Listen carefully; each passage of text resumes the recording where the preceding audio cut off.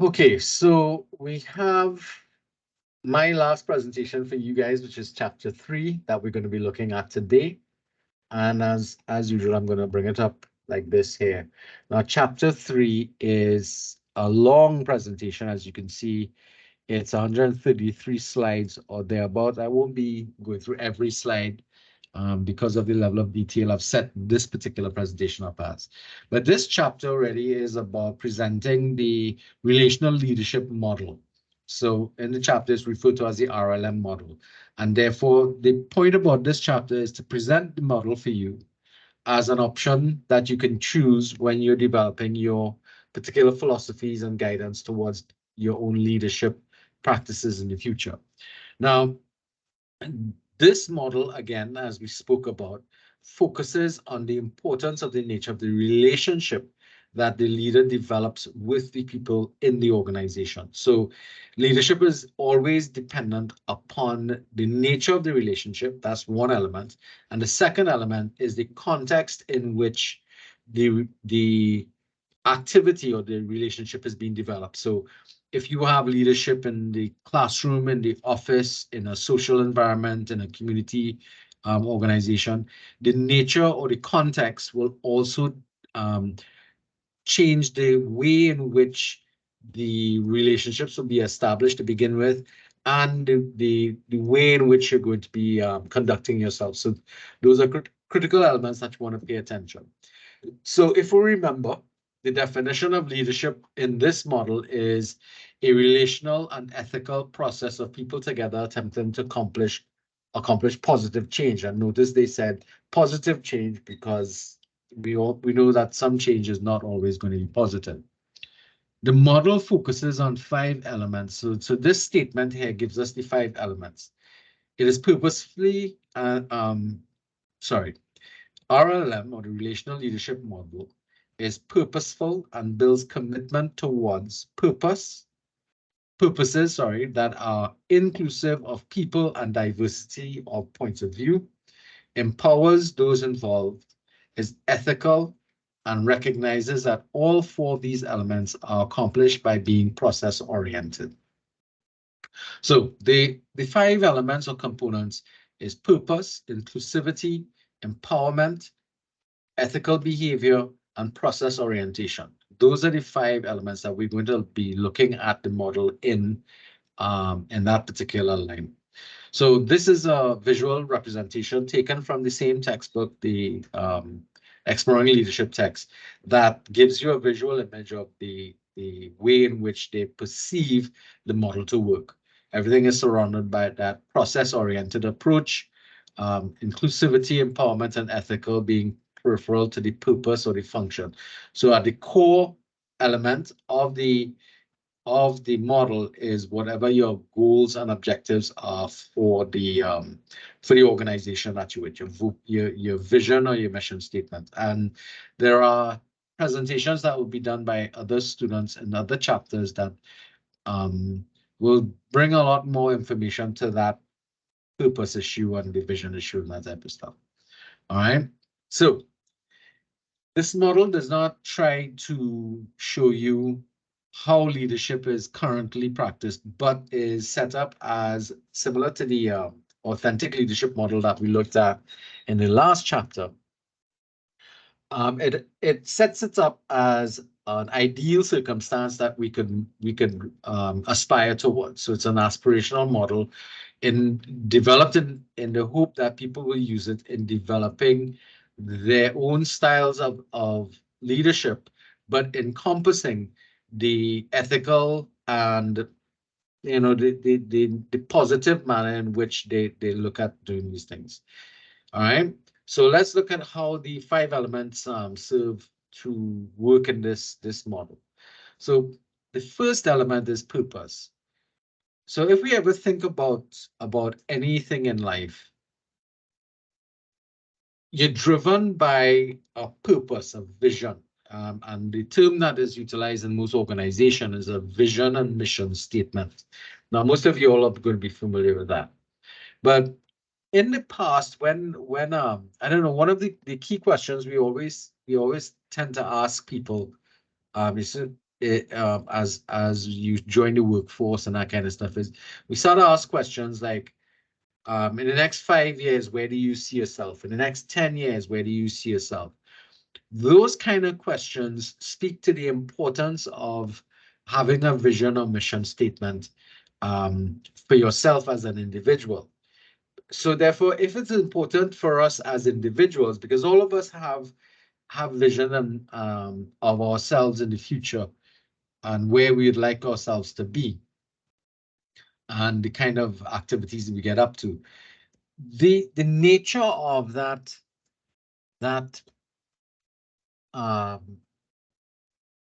vision is going to therefore create a situation that helps us, motivates us to move towards that thing. Now, in organizations and in groups, it's important that we have a sort of unified approach to the organization's objectives. So purpose influences the components of being inclusive, empowering, and ethical. It includes others, empowers them to use their leadership and talents, and is ethical in that it benefits others and improves the quality of life. Now, the biggest issue that we're going to have here is whether or not an organization that is set up is vision-driven or position-driven. A lot of organizations, especially smaller, if we think of family-run businesses, for example, tend to be position-driven, meaning that it is the individual's vision and ideas that drive the activities of the organization. Whereas a vision-driven is that the organization has an accepted objective or goal that it wants to achieve, and we all together work towards that driven. Now, the problem when you have position-driven situations is that you can end up with a circumstance that if that person leaves the organization or at some point in time steps down, then the vision is likely to change, and therefore the organization will have to change as a result of that, because the person who's pushing that particular objective is no longer there. So you become almost directionless, and that's something that a lot of organizations have suffered from in the past. So in our case here, in terms of the relational leadership model, it is important that we develop a vision-driven organization, really, as opposed to a position-driven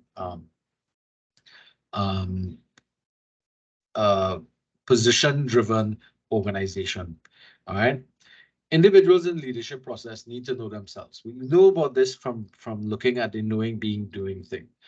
The process calling for for that level of engagement is understanding yourself, knowing yourself, being aware of yourself and others, that is the being element, and acting according to what you understand about yourself and what you know of other people.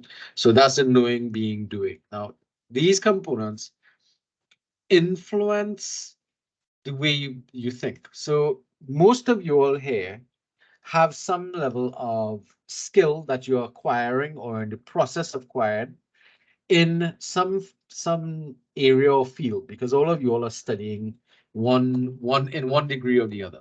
So you're developing knowledge that helps to kind of define who you are as an individual.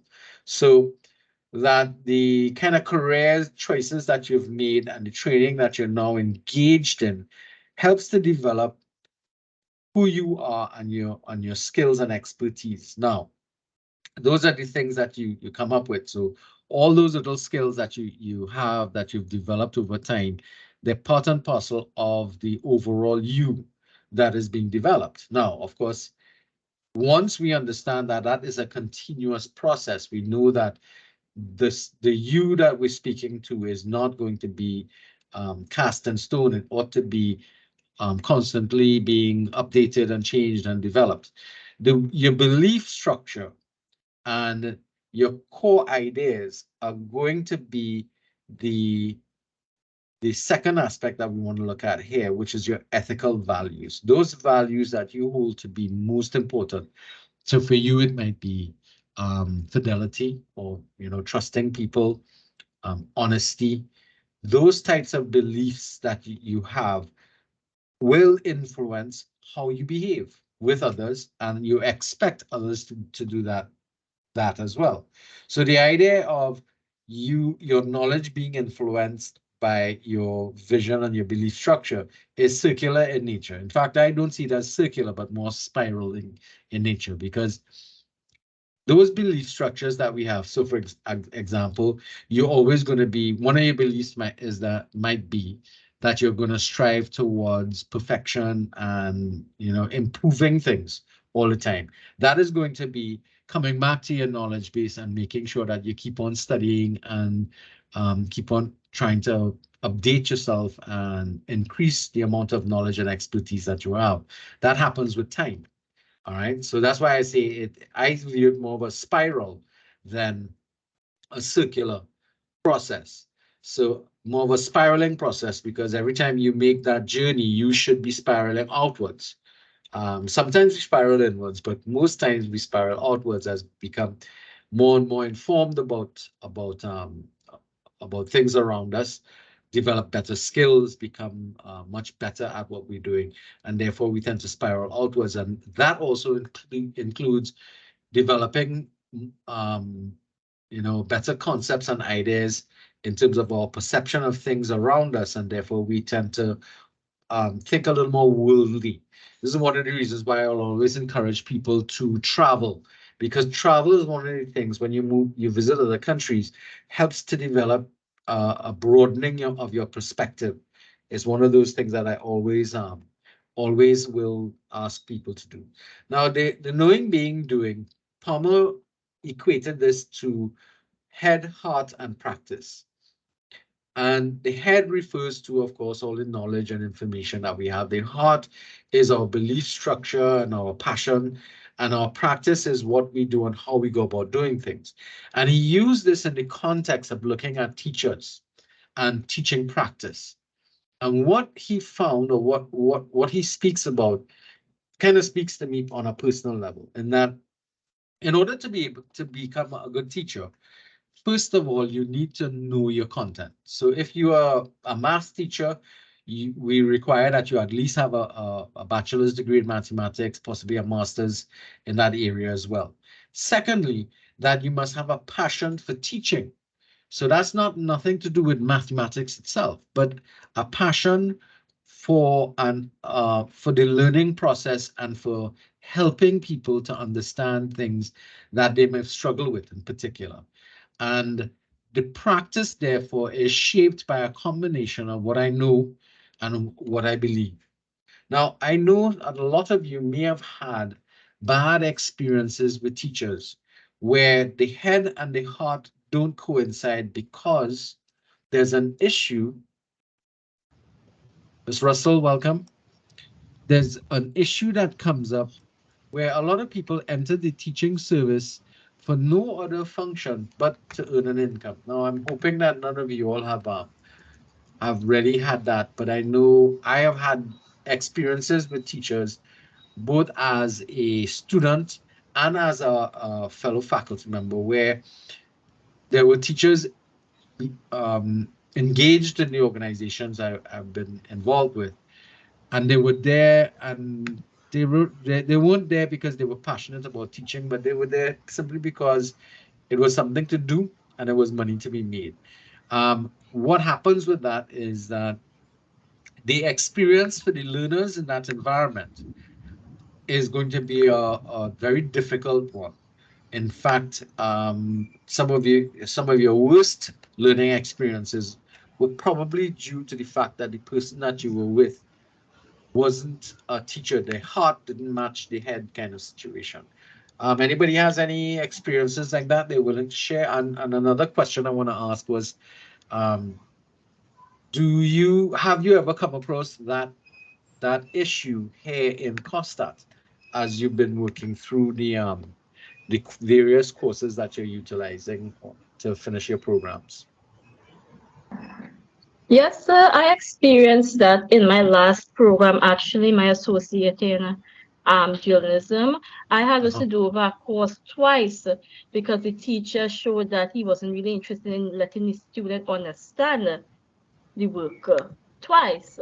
until it came to a part where I had was to make a complaint on him, and I ended up getting a different maths teacher. It's a maths teacher. Mm. Yeah. So he Yeah. failed me twice, causing me to stay in the college longer, right? In both of the maths, and then he failed me. All right. Right. And after that, I just got fed up because when I get failed in the maths, I had to pay for it the next time around. Correct. Yeah, Yes. so That's I true. got really, really fed up. So I had was to complain about him, and they eventually sent a new maths teacher to teach the class. And strangely enough, that class passed, the whole class passed. So the Right. students that But what was the got difference C's and in D's, what was the difference in he, the new teacher as opposed to the other one in terms of their behavior and this, practice? this teacher actually teaches C students as well, right? So this teacher took the time to break down the problem and put the problem in real life, real world, right? Problem for Applications. us to understand it, right? Because Right. remember, these kind of maths we learned back then, right? Way back then when we was in primary school, I think we wouldn't still remember those things. So those things now have to come back to us and show us in a different light. Right. So Yeah. that is what this new And lecturer half the did. He time, actually break it down for us. right. And half the time, sometimes what you found is that the foundation that you were supposed to have gotten from the primary school time frames and the secondary school was very weak in any event. That's one of the things that we found in treating with math and English, that the foundations coming out of the secondary school system were kind of lacking, and therefore we had to do some work additional to what was going on there to try and bring people up to the thing. But yeah, that group of teachers, math and communications and languages, they have to be really in touch with that head and heart element in their practice, because first off, a lot of us struggle with mathematics. And the reason why we may struggle with mathematics is because we have mental blocks against it because of past experiences that we had.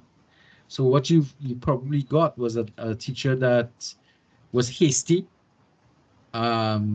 was just simply putting the things across as they perceived it to be understandable to them, but not understandable to the individuals. And that's the difference between teachers. A teacher is supposed to break information down to the level of the student, but a lot of teachers teach at a level that they understand. So there's a big difference between somebody knowing their work and teaching their work. It's two different things. And it's something that you guys are going to have to put into your presentations, because there's a difference between understanding the chapter material that you're going to be presenting and teaching it, because that's what I want you all to do. I want you all to teach the chapter content to the class so that they understand the idea. So it requires a lot more effort, and you have to put your heart into it. It's not only about the information. It's about, well, how do I go about teaching this? So one of the things that I will ask you all to do is, pattern your presentations after the teachers that you've had the best experiences from. Solange, you okay? I see your microphone's on. Yes, I good. I didn't realize it was on. Okay, so your mic. All right, cool, thanks. All right, so moving on from this this teaching process that we're talking about here. So when we are with people who behave in that kind of manner, people are willing to work with them, and people work willingly with other people when we perceive them to be credible, meaning that they demonstrate the fact that they know what they know. So we don't want to be working with people who are, what's the word, pretending to be. So as leaders, we need to have what I like to call responsible knowledge.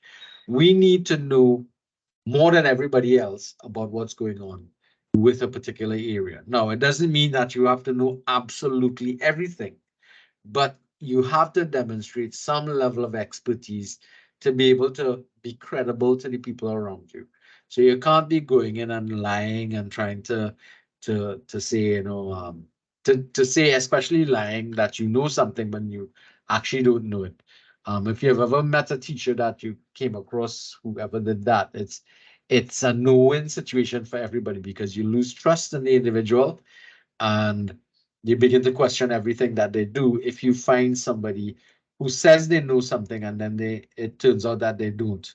It's a really messy situation in a mental way, because it damages all of the knowledge or all of the activities that you've had with that person before. It kind of sours everything from that person. So that's another element in the knowing element. You as a leader need to be competent, and that competency helps to develop your credibility, and it's something that you have to be able to pay attention to. So there are 4 levels of skills essential to leadership. Interpersonal skills, which really speaks to communication and your effectiveness of communication. Conceptualization skills, which is part and parcel of your technical skills. They generally tend to get brought together.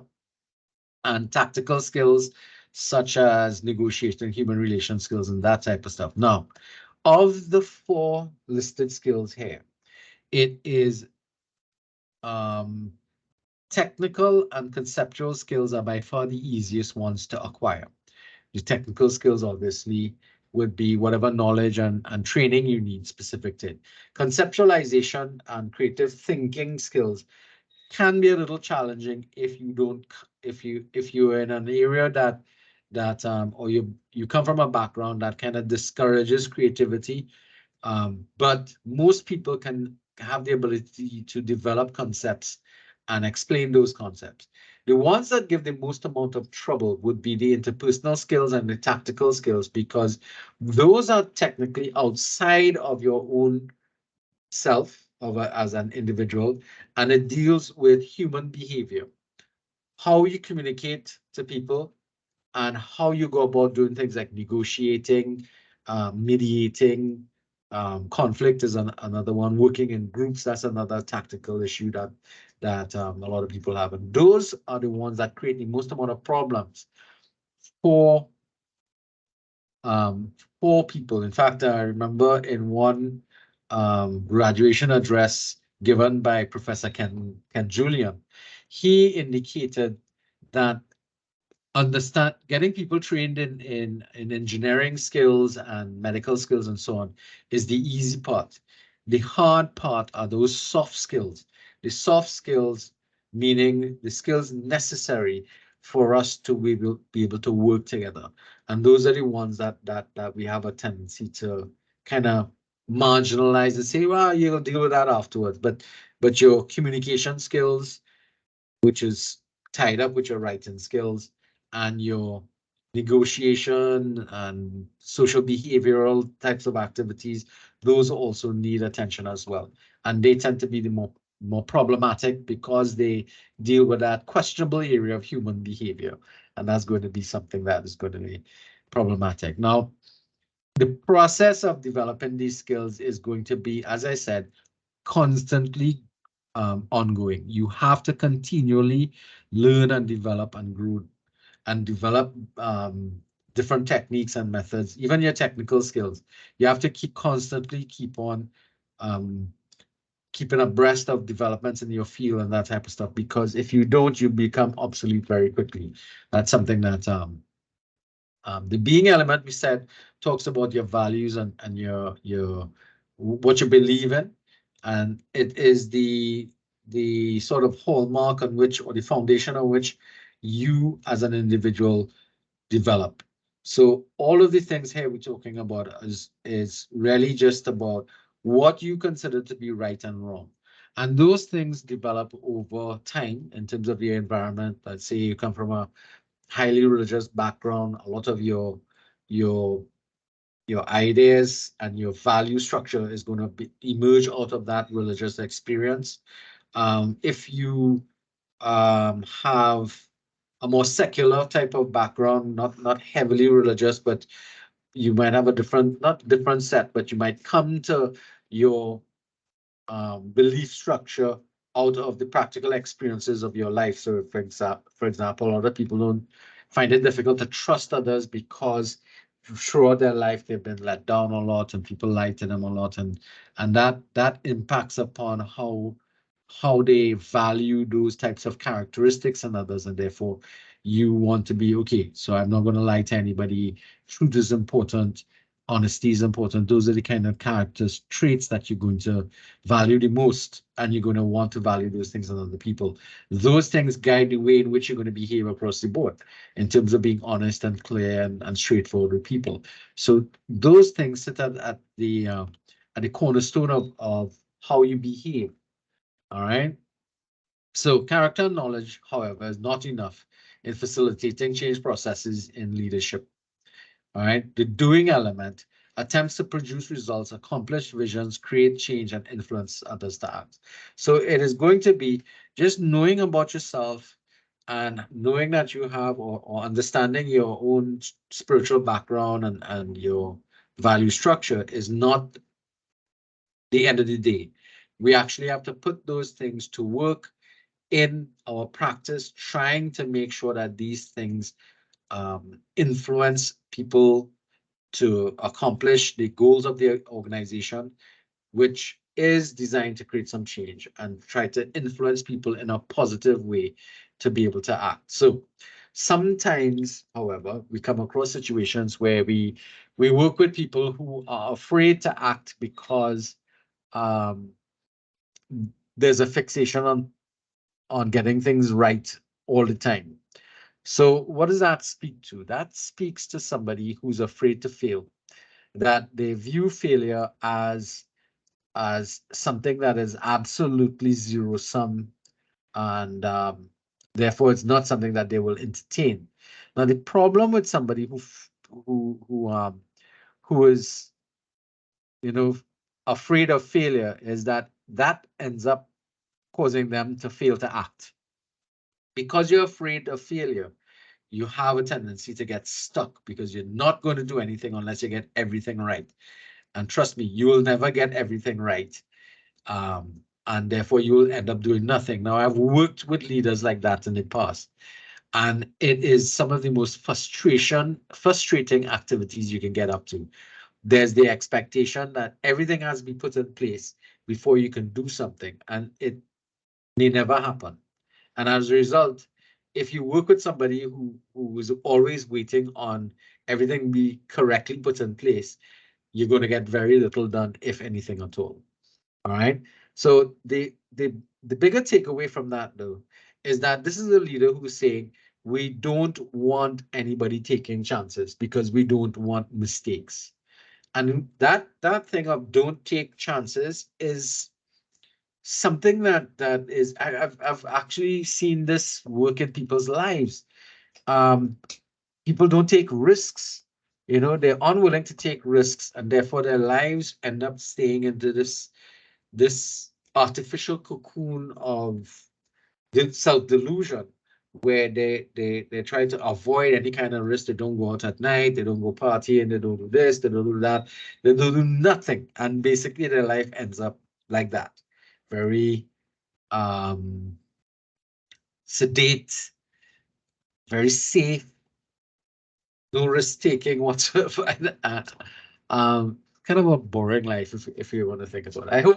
I hope none of you all have that situation, and that you all do take calculated risks and take chances, and you're not afraid of making mistakes and learning from it. And that's the bigger thing. If you make mistakes, it's not the end of the world. It's about moving forward from the mistake, learning from learning from the failure and also from your successes. That's another element that we're looking at there. So that learning is one of the things that we have to be very careful for, because we have to expect that when we run an organization, things wouldn't go the way we want it to look at. So how do we go about helping to promote learning in other people? So there are three things that they talked about. By example, through your own process of learning, right? So once people see you be engaged in learning behavior engaging new material. Think about this with your children, for example. If you sit down now that for those of you who have children, if you sit down with your children and you all are studying next to them, that you're doing work and next to them, it shows them that you're promoting the importance of learning, and therefore it helps to build that appreciation of learning together, right? Helping others to learn. Again, similar, you could look at it from the process of working with children, helping them to learn while you're learning as well. That's also another very powerful tool that you can, there's sort of like mentoring. And by shaping and contributing to a culture that promotes learning. Now think about this from the perspective of an organization now. So the organization is organizing training sessions for their people, their membership. The leader takes time, and this is the managing director, or the CEO, or the director, or whichever executive comes to the learning or the conference or the workshop, and they take part in it and bring themselves down to the level of everybody else and takes part in that activity. They're doing a lot of things there. They're doing the first element, which is learning by example. You are there to help other people understand. Well, you might not be doing the helping part at that point in time, because you might genuinely be learning something new. But you're doing the third part by shaping and contributing to a culture that promotes learning. Because you're not going to pay for those services in your organization unless, of course, you are actually part of that whole creation process that you're looking at. So hopefully this is something that you could take into the whole process. Now, this then connects us now to the purpose. Being of the 5 elements, the first thing that we need to look at is the purpose of the organization. We talked about this in terms of its importance in laying the groundwork as to why we're doing what we're doing. The purpose has to be something that we get together and work towards achieving. And we have to see that purpose or that vision as something that is good. All right. Being purposeful means having a commitment to a goal or activity. It is the ability to collaborate and to find common ground with others to facilitate positive change. And that's the focal point. If we are in an organization together and we don't agree on the goals of the organization, the objectives of the organization, we're going to be at loggerheads. Further, if the goals of the organization are not necessarily positive for all concerned, so it might be positive in terms of the profit line for the company, but it is negative for the employees who are engaged in the activity, or it might be negative for the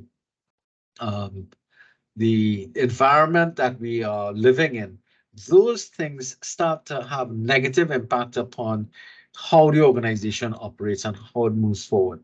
So being purposeful has to have all these things put in place. Creating that positive change means working hard towards working out differences. Now, even though we can agree that the vision that we have is good and it's positive for all people concerned, we're still going to have differences of opinion about how we go about getting to that position. And it means, therefore, that we have to spend time as a leader building what is called a shared vision to be able to have a better chance of getting those things done. So there's that element that we speak about here in terms of organizations being vision driven. We talked about that already, as opposed to person driven. So it is not a person that is in the organization that is pushing things together, but it is the vision that we all agree to. And that brings us to the concept of personalized vision versus socialized vision. So personalized vision refers to a person, usually the person in charge, announcing their dreams and plans and goals for the organization. As I said, a lot of small businesses have a very personalized vision. The people who are part of the organization have very little say over why we're going, where we're going, what we're doing, that type of stuff, because their needs and their wants are not taken up into that. So there is a very limited amount of commitment that is going to be developed among the people who are following the organization. The only element that comes up there really is that once the organization achieves these goals, they may become profitable, and that profit is what hence becomes the element that you get paid with and you get sacrificed with. Now, a socialized vision is a vision that is built among the members together. It's a shared vision where everybody feels as if they are part of the process of the creation of that vision. And more importantly, they feel a high level of commitment to achieving that vision. Now, at the beginning of COSTAT's existence, prior to its startup in the year 2000, the college engaged in vision and mission building. And what it did, it went to all of the people who were part of the tertiary education environment at that time to get their input in the development of a vision for where the college should be in the future. And that actually was something that it took at least a year to get done, because you had 7 different organizations with varying levels of people in various levels of the organization: faculty, administrative staff, supporting staff.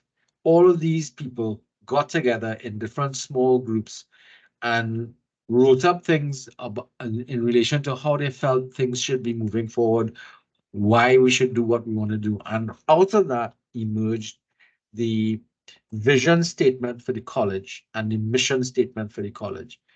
Now, I was part of that process. Back when I first started working, I initially started my teaching career in John Donaldson Technical. Well, a little bit before that in other schools, but my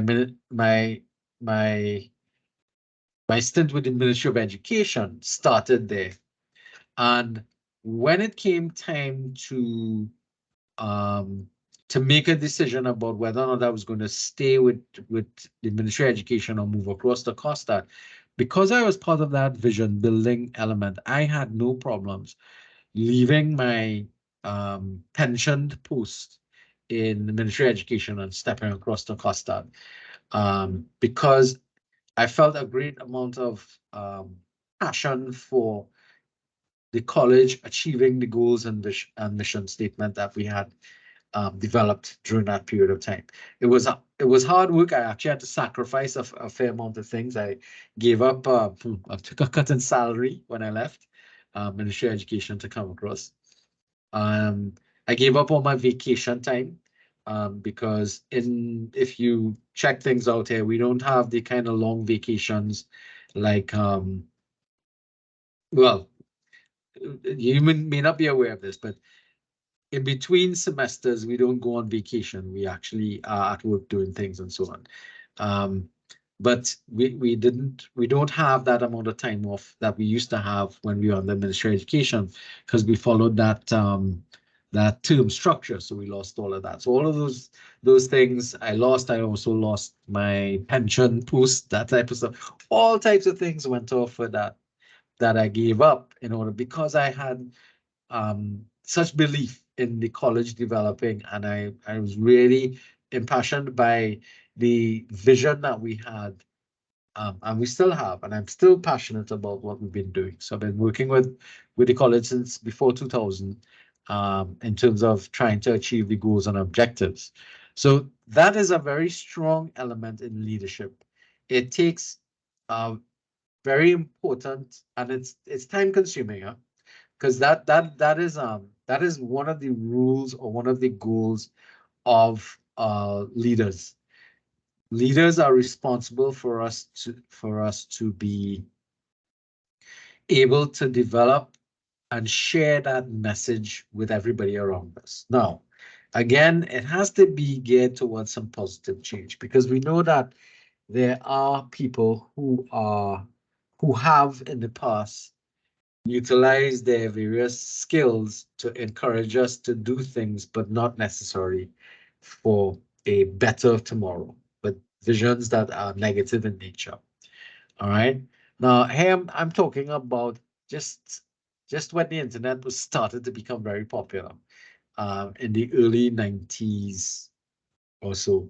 We were doing all this work. So we didn't have all of this digital stuff that we have now, teaching online and all kind of stuff. That's unheard of kind of nonsense that was taking place of this now, because basically we did all this work in, I mean, literally in sitting down in meetings and talking to each other face to face, that type of stuff, which is probably not a bad thing, because sometimes meeting online allows people a sort of, what's going on in use, ability to kind of hide behind the technology kind of thing like that.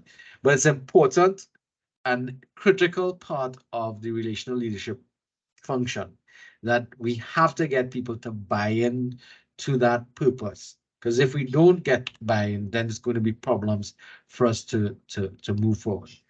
The vision that we develop has to animate people and inspire them to want to go and do things to make sure that we are moving forward. And it's not only about things like the corporate world or job related. It could be social events. So, for example, like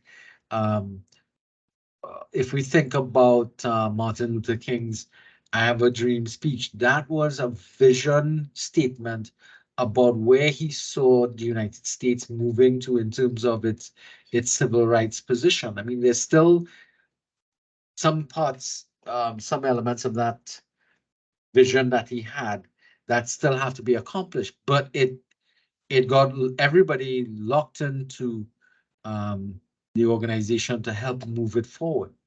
All right, of course, with his what's the word I'm going to use? With his assassination, it was believed that you know, that vision will change and be gotten rid of. But in fact, in doing what they did, it set him apart as a sort of a martyr for moving that position forward. In fact, all of the civil rights leaders who were assassinated during that period of time all became symbolic of the change that organization was looking for. All right. So they became very visionary in that sense, that they were, their actions with the and their assassinations only helped to move their idea forward, because it enraged people to say, no, you can't be doing this. Yeah, we have to move these things forward. So understand that the importance that we're trying to talk about here in terms of the relational model is that vision and mission cannot be understated. And it has to be something that is shared, a socialized vision that has to be shared among everybody. Because if we don't all buy into that vision of where we want to go, all right, how many of you all remember Vision 2020 for Trinidad and Tobago? Yeah. You know, there's a Vision 2030. Any of you are familiar with that? Now, Vision 2020 was really promoted by the government of Trinidad and Tobago at the time, of where they saw the country going and how Port of Spain was developed and all this kind of stuff.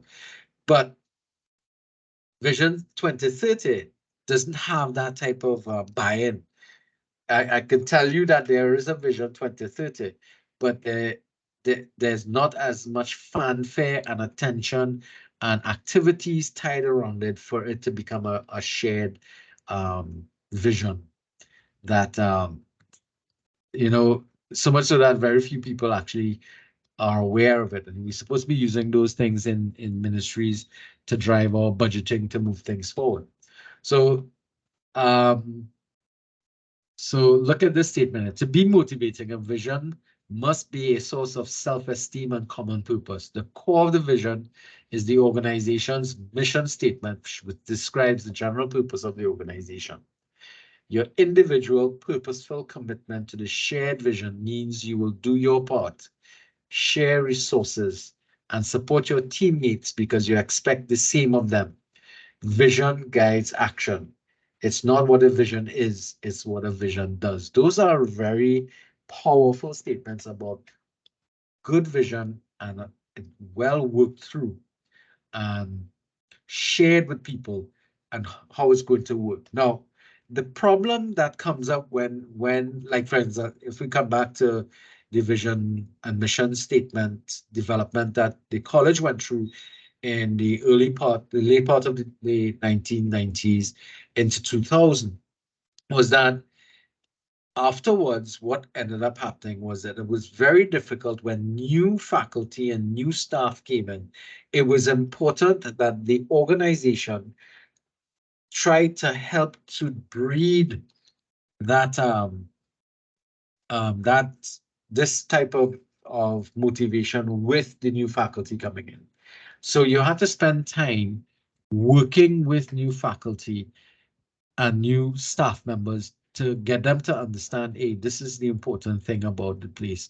These are the ideas that we have. This is what we want to do. And you have to work with people and help them to see this vision so that they too can develop a level of commitment to that vision and mission statement, so that when the older staff moves off and the newer staff takes on, the vision is not just this hairy fairy thing that they talk about, but it's something that people still commit themselves to. All right. That is the commonality of that purpose. So we talk about this. So the concept really is that change or that goal that we want to achieve is something that is shared, and we have a high level of commitment towards it, and that is the responsibility of leaders to be able to do that, to be able to get things done and pull those things together.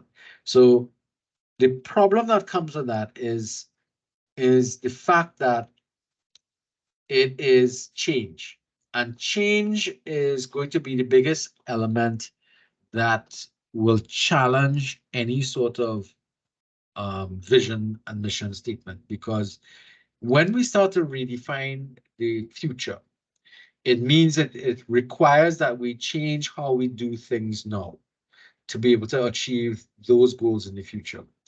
And that change creates a problem. In fact, there are people who specialize in change management. So whenever an organization goes through some form of vision and mission revision, they usually bring in a specialist consultant to help deal with the issues of managing change. And that is something that a lot of people, a lot of companies spend time, because in order to move forward, you have to share that new vision and get people to buy in. And that buy-in process is going to be the biggest issue that you're going to be facing, and requires a lot of effort on the part of leadership.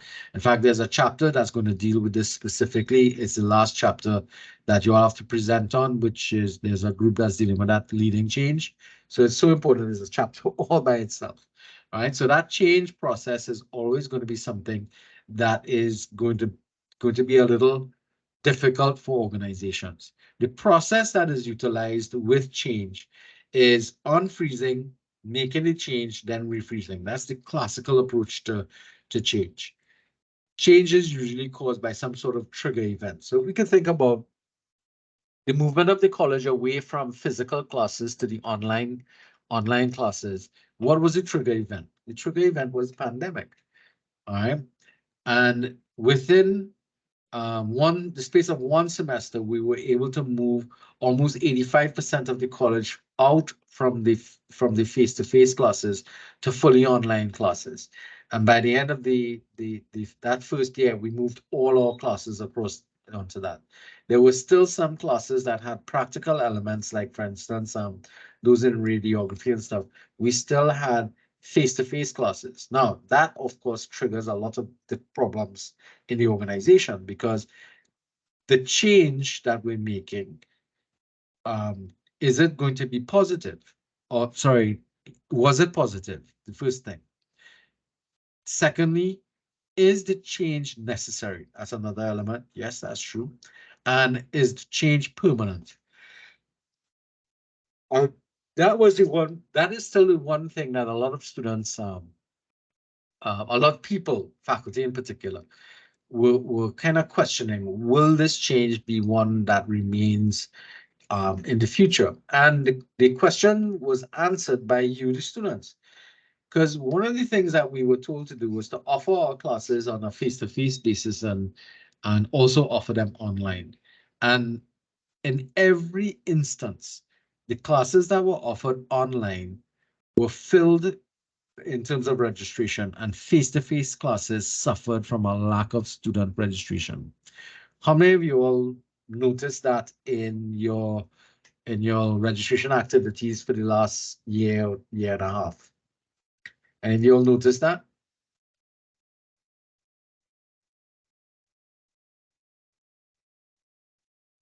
Yes, sir. Yes, sir. Now, why is that, Melinda? Because majority of students in Coastal also have jobs, so they will prefer to get an online class that actually accommodate the job schedule. All right, now is that your question? Yes, that's one thing. All right, that makes sense. Anybody else besides Melinda? We have some new students here. I think, if I remember, we have some new students who came in kind of late. How do you all feel about the online environment and the nature of classes in the online environment?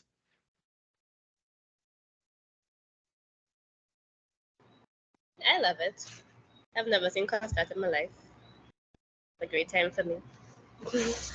Who's that speaking? Sorry, Solange? Solange. Yes, Solange. Expand a little bit. You like the online environment. This is the first time you're doing it, really? Well, okay, not the first time. I don't know, but my entire degree has been online. Haven't been to a class at all. You mean you haven't been to the building? Yep. Can't tell you what they look like. Okay. Constantine, I think I saw your microphone flip on for a minute. Was there a contribution you're going to make?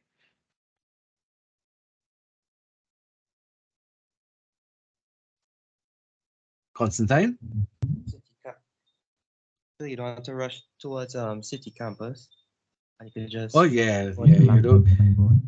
you don't have to rush, and more importantly, you don't have to fight for parking.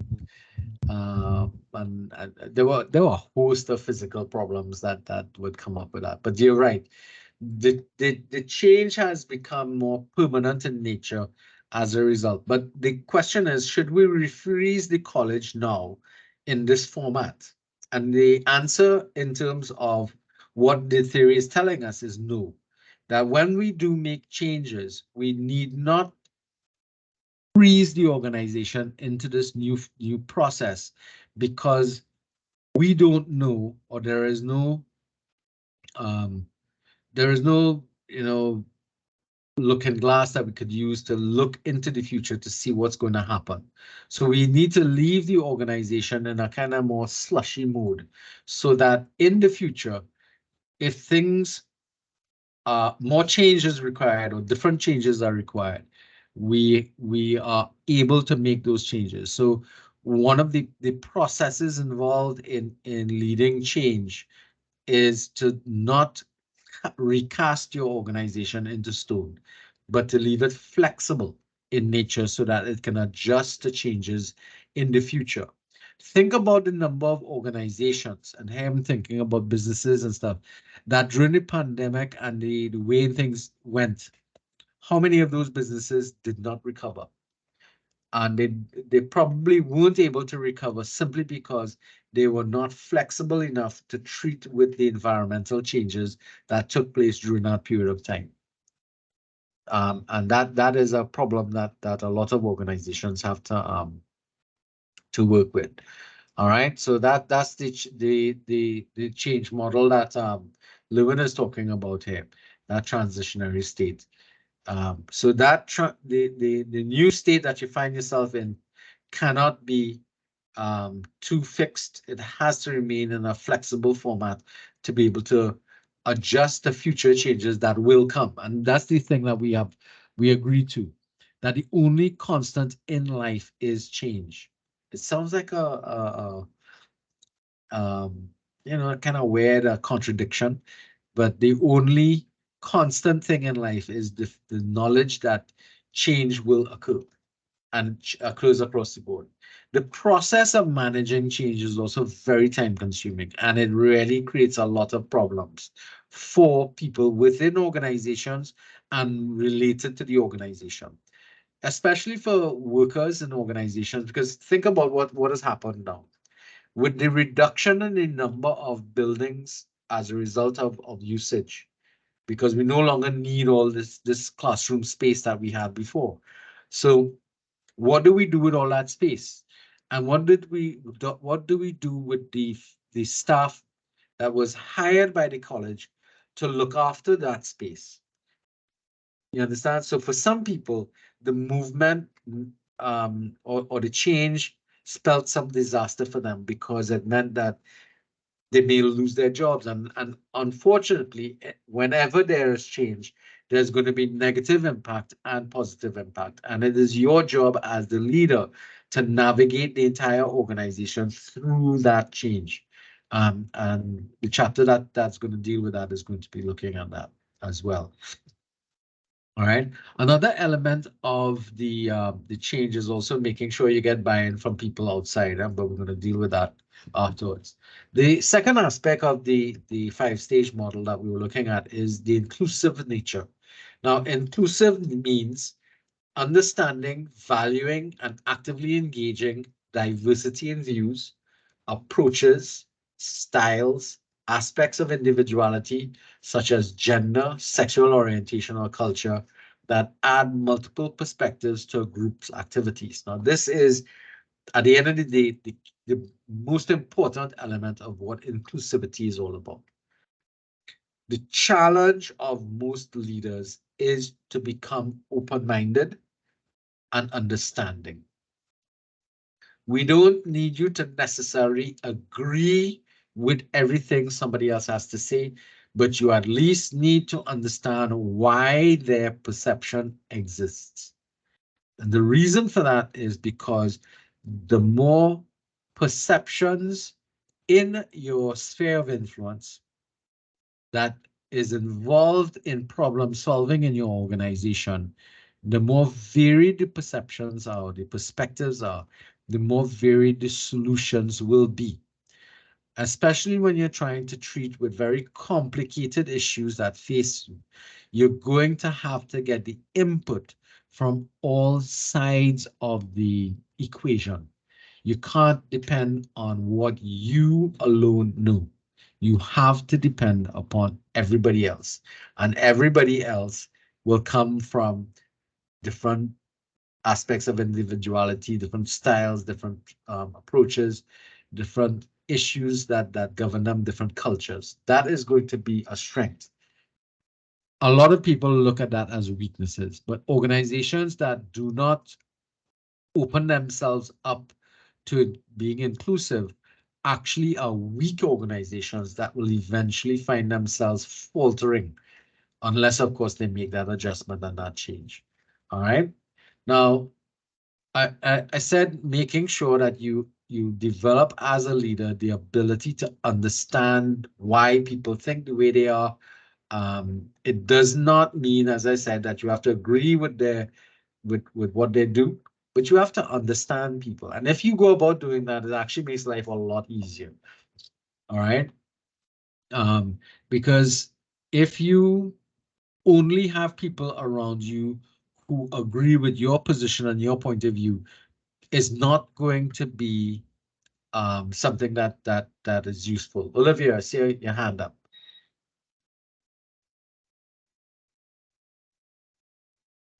Roderick? Yes, sir. No, I go wanted ahead. to ask, yeah, Go you ahead. brought up a point about being inclusive and also asking being open to, I guess, suggestions and feedback and stuff like that. I Yeah. wanted to know, how do you know when, because it is possible that, okay, so yes, that's good to do, but then sometimes talking from personal experience, you tend to feel like All right, if there's like 3 people that you always listen or go to for advice, after a while, you no longer believe in your own advice. So it's like you might have an idea, but it's like you have to, you reach a point where you can't even implement your own idea because you didn't go to these people that you're accustomed of asking Well, your advice. and well, So this is well, the I think the context that you're bringing up, that issue is not really applicable, but I understand what you're saying though, is that you can become dependent upon other people to help to validate your selection or your choices. yes, That's what you're validate. looking for. Yeah, All yeah. right. Now, the issue that you're facing there is not one that we're speaking about here in terms of being inclusive. What you're talking about there is is validating yourself. The challenge you face in that circumstance is to begin to trust yourself that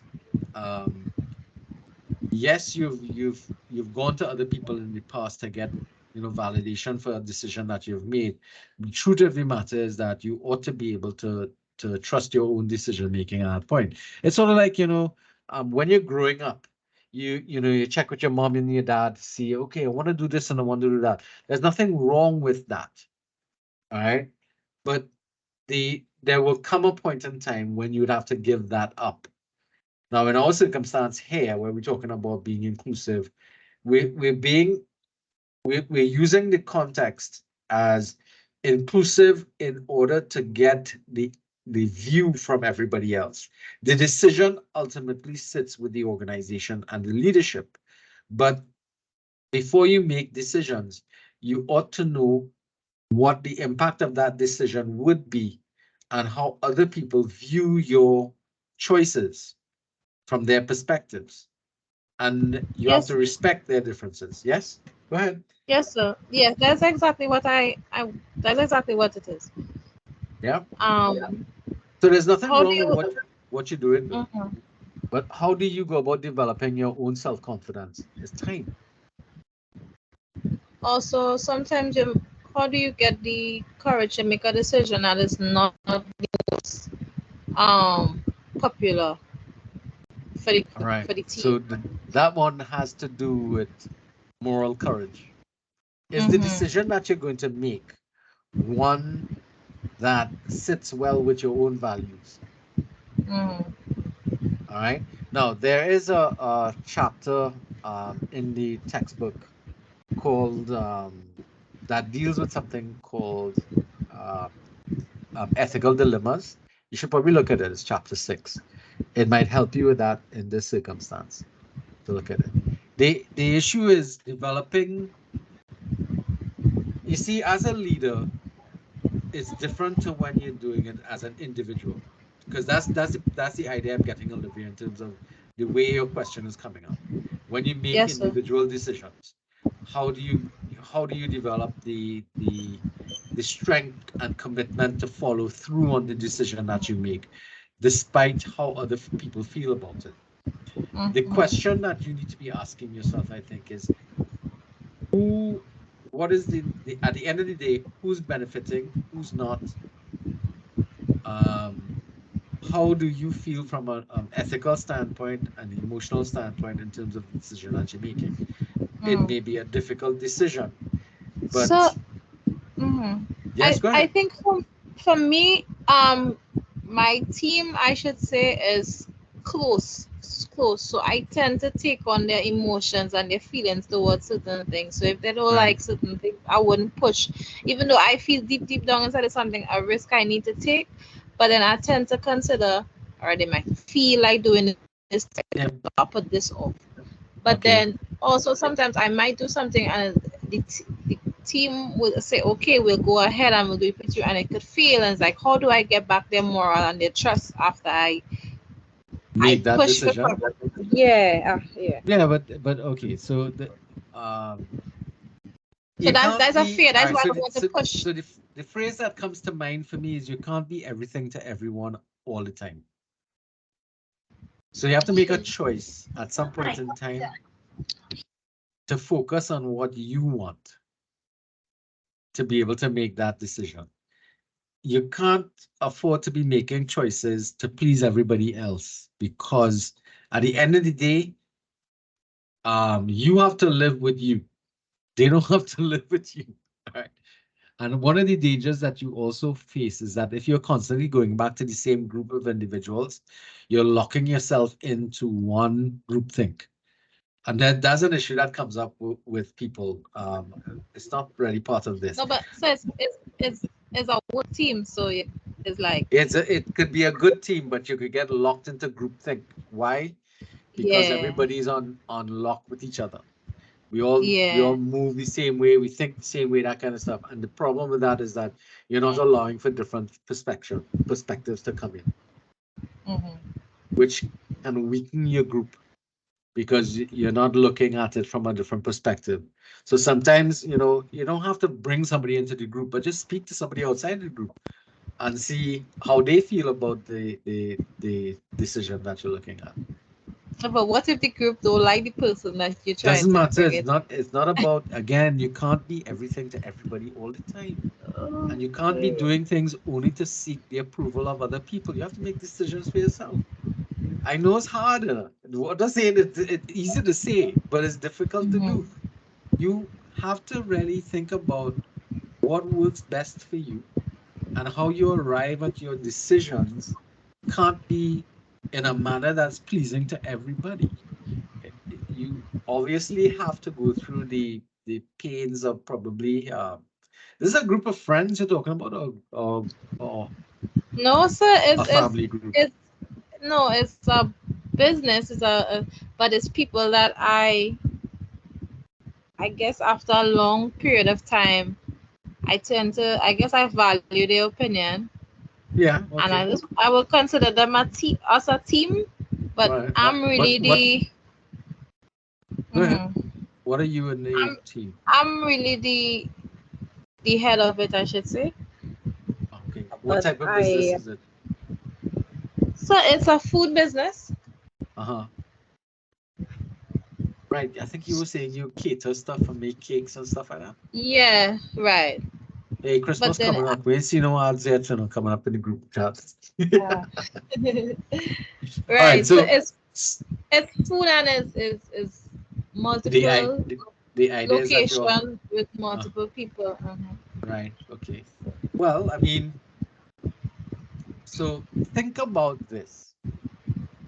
If you only follow what that limited group has to say, now I'm not saying that what your group is saying is wrong, but there may exist other opportunities that you're not seeing because you're unwilling to invite them even into your thinking process. And that's the difficulty I'm having there. It can't be that you're afraid of other people's reactions to even considering another point of view. If you understand what I mean. You have to bring them into the discussion. If it is that the team, the business team that you have there, has to make decisions, you have to bring the ideas to them that you're seeing or you're getting from other folks. Does that make sense? Yes, sir. Because, and I think you have to go back a little bit and re-examine what is the goals of the organization. Yeah. And kind of look and see, okay, what is the objectives that you're looking at? And it can't only be profits. Yeah. But profit is one element of a number of other goals that you have. All right. So, I don't think I have any. Yeah, so it's just like let's just open up a business. No, it's just, I mean, doing this course, it opened my eyes to a lot of things that I did not consider at first. Like, I never really look at myself as a leader until I had to start, like, dealing with certain issues come up. I had to, like, take charge and make decisions, and I realized, oh, shucks, like, we as friends, but when it comes to serious things, I kind of have to put my foot down, and then I have emotions to deal with, people not agreeing with this decision that I made, and I was like, oh shucks, like I don't have the skills, because you can't really just But tell no, people, well, we're doing it because I say so. That right, doesn't really fly. no. But if you, but, but the decision that you're making has to be guided by some form of logic. Is Yeah, it? Right. yeah. Well, is the decision working out for you all? Have you taken and no, don't answer the questions. These are questions you need to ask. Has the Yeah. decision, has the decision that you taken solved the problem? Have you taken into consideration other positions, other points of views before making a decision? Those are the kind of things that I'm talking about here that you could apply to your situation. Inclusivity is one of the elements that the model is telling you that as a leader, these are things that you should be looking at. Valuing the input of other people, not just the people in your what I would call them your inner circle, but even people peripheral to your inner circle, because they will bring a different view, vision, and idea, sort of like speaking to me about it. I am outside of your group, and it can help you to have a different perspective on the situation or the circumstance or the problem that you think you're facing. And unfortunately, in business, business based around friends and family are always very difficult to manage, because they don't really mix very well. Because sometimes a decision that you have to take is painful for other people, but it doesn't mean that you love them any less.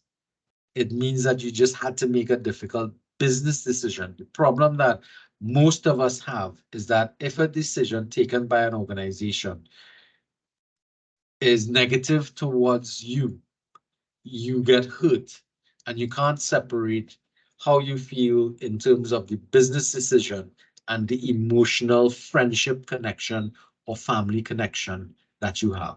And that's the problem, or the reason why friends and family in work are problematic. This is why you always get that statement being made. Interesting conversation, Olivia. Thank you for bringing it up and asking the question. All right, so we get the idea of how important inclusivity is going to be and the things that you need to do to be able to bring that in.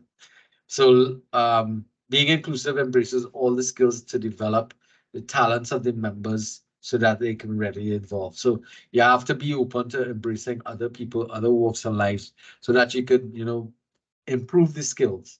Listen with empathy and communicate with civility. That's a difficult thing to do with people that you have an emotional connection with. Empathic listening requires a great deal of feeling with the individual, and that can be problematic if you have a guttural response to the individual. Because you can't get past your own emotional response, but because you can't connect with them otherwise. And the opposite is also true. When you're dealing with absolute strangers, it's really important that you try to be empathetic with them, because you have to be able to connect with how they feel and get some sort of commonality between the two of you, as well as being civil in your communication. Even though you might be angry with somebody, you need to be very, very careful of how you go about communicating with that individual, especially if you have a relationship with them. We are generally very poor communicators with people we love or people with our family members and stuff, because of the emotional connection and the severity of that emotional thing, that it leads us to be short and just really bad with each other, kind of thing. All right.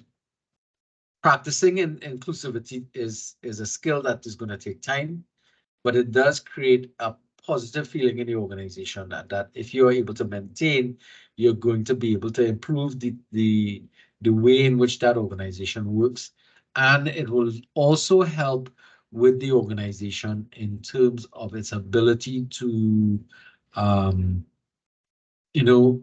open itself up to other people and create sort of a standard in the organization that moves forward with it.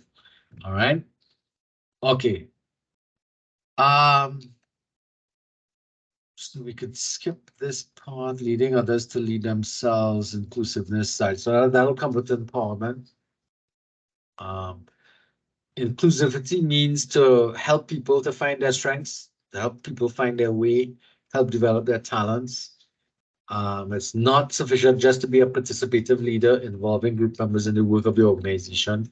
They have to go further and recognize that in many cases, organization culture has to change to effectively involve people who have different backgrounds and different views. And this is something that for those of you who will do business management and come across a subject area called organizational behavior, you're going to come across something called organizational culture. And that organizational culture has to be something that is open and inclusive in nature. If the organizational culture is I would have to say it's very inflexible to variations in individuals, it creates barriers to bringing all these people coming in. If you think about for those of you who might work in the public sector has a very strong organizational culture of a kind of apathetic,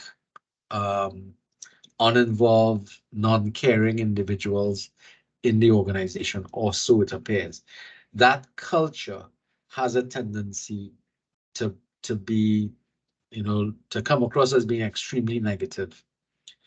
It is important for leaders in their organizations to try and undo cultures of that nature. And it can be an uphill battle for those. Now, I teach another group of students who are actually all public sector workers.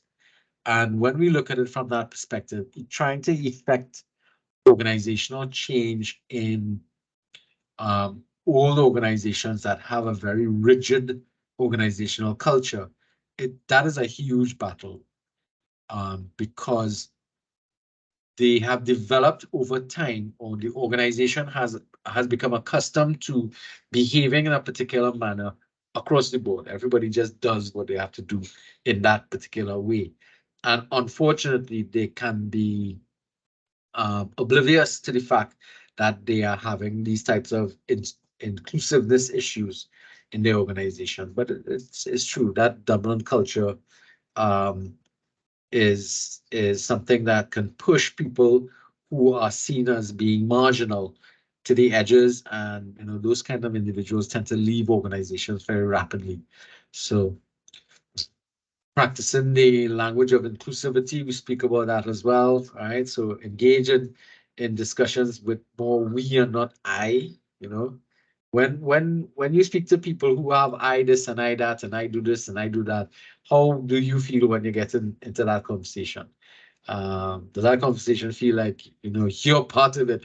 Consider that the next time you're having, for those of you who are still dating and whatnot, when you're going when you're meeting a partner, a significant other, or developing a relationship or friendship, listen to the person speak, and take a mental note in your mind about the number of times that they speak about I this and I that and I the next, and get a gauge on terms of where that person is in terms of those things there. All right. So another methodology to being inclusive is to evaluate the way in which you make decisions. Now, a lot of us look at decision making in groups utilizing a form of voting, and I'll tell you, voting is not a very good decision-making process, because it means that if you have a group of 100 people and 35 people voted against something, and the balance voted for it, 65% voted for it, of course, the majority is 65%, and therefore that decision moves across to, but that particular decision is made according to that vote. But what happens to the 35 people in the room who don't agree with that decision? How do you treat with them? Now, a consensus model is different in the sense that instead of voting for an idea, you spend time listening to the positions and point of view of those individuals and working towards convincing those individuals to support a particular position or idea or concept, maybe even modifying the decision or the that you're making in order to come to some sort of a final position where the persons who were the 35 who were against it altogether can now agree to support the idea. All right, so you have now consensus where everybody's agreeing, okay, we will all work towards this particular thing, although there are some areas that you're having problems with, but you still have the commitment of other people or everybody in the organization, the 100 people, towards working towards that particular goal or objective. Right? Why would that happen? That would happen because you've taken time to take into consideration what those 35 people had a problem with. In a lot of instances, they may just simply want to voice their opinion, and then they'll say, okay, regardless of whether or not I agree with this, I will work towards achieving it. In the previous situation, when you vote for one thing and you don't agree with it, then what happens with the 35 people is that they disengage from that decision and they say, well, we'll only do what all they want. All right. And when, when Crapo smoke your pipe, don't come running by me. That's the kind of attitude that develops. You don't want that disengagement because there's strength in everybody in getting involved with a decision and moving the process forward. In fact, the 35 people in the organization might be some of the more critical members of the organization that you need to get this thing done. So it's important that you build consensus. So consensus modeling is much better than the voting process. All right. So building inclusivity also means we have to take into consideration what people outside of the organization feel about the thing and take their positions and point of view into your decision-making process. And here we're talking about stakeholders and shareholders. They are not in your organization, but they are affected by either directly or indirectly by the decisions that you're making. And in order to be, well, it is your job as the leader to ensure that you take into consideration these issues, these things. So there's a diagram here that will help us to understand it all really well. So when you're dealing with these individuals who are outside of the organization, they can be, categorized into whether or not the idea or the concept is, or the decision that you're making is of high importance or low importance to them, and whether or not their perspective on the issue is one of support as opposed to opposition. So this is a matrix that you can utilize to categorize your groupings of individuals in terms of your shareholders and stakeholders into it. Now, if it's something that is of low importance to them but high importance to you, then that is going to be something that is problematic, because it's low importance to them, but it might be high importance to you. That is a serious problem if there's high levels of opposition to you. But if there's a high level of support, it's a low priority item. So the concept here is to look at this matrix here to try and kind of work your way into getting everybody to be supportive. And that way you know how to treat with those individuals when you're dealing with them. So for example, when the college makes changes, so ever so often, I should say every 5 years, we review all of the programs that we offer. In the review process, we involve stakeholders and shareholders. The shareholders are like students, bring you in through something called focus group activities, questionnaires and all those kind of things that we kind of get. And stakeholders, who are people who are not directly involved in our process, but they have a stake in what we're doing because they are the recipients of the people we train. So this is employers and that type of stuff. So we have something called a program advisory committee that we try to involve stakeholders in and get them to sit. Now, it's very difficult for them to come and sacrifice their time and get involved with something like this. But it's important because it helps us to determine whether or not the programs that we're dealing are still relevant to the market needs that we're trying to deal with. So obviously, one of the things that we're going to be looking at is trying to make sure we get people involved who are looking at the issue as being of high importance. It's high importance to us that we are making sure that our degree programs meets the needs of the industry, but it might be of low importance for them to participate in that activity. So you have challenges in relation to that activity, but it's activities that you get involved with, focus group meetings, position papers, interviews, be it online or direct support, all types of different strategies that can be utilized to deal with that whole thing, to try and get people more involved and to get them to get more inclusivity in your decision-making process. So that's an important element you want to talk about. So the next area is the area of empowerment. So when we talk about empowerment, we're talking about empowerment in two forms. The sense of self that claims ownership or claims a place in the process and expects to be involved. This is in terms of the individuals themselves in the organization. They feel that they want to claim ownership, and they know they have a place here and they expect that they will be involved. That's what you're trying to develop in your employees and your members in your organization. And two, the environmental conditions that promote full involvement of participants by reducing whatever barriers exist in the organization to help them to become more developmental in the activities of the organization. That is to reduce the barriers that block the development of individual talent and involvement. So the concepts here is that empowerment has those two dimensions, that you instill in the individual the need and the desire to want to be involved, and two, to create the environment and set up the conditions that will help to create that type of feeling in the organizations. And that's kind of important, because you might very well create a sense of empowerment among your followers and workers, but if the environment, and here we talk about the cultural, the organizational culture does not encourage that type of activity, then the environment is not going to suit the objectives that of empowerment that's talking about.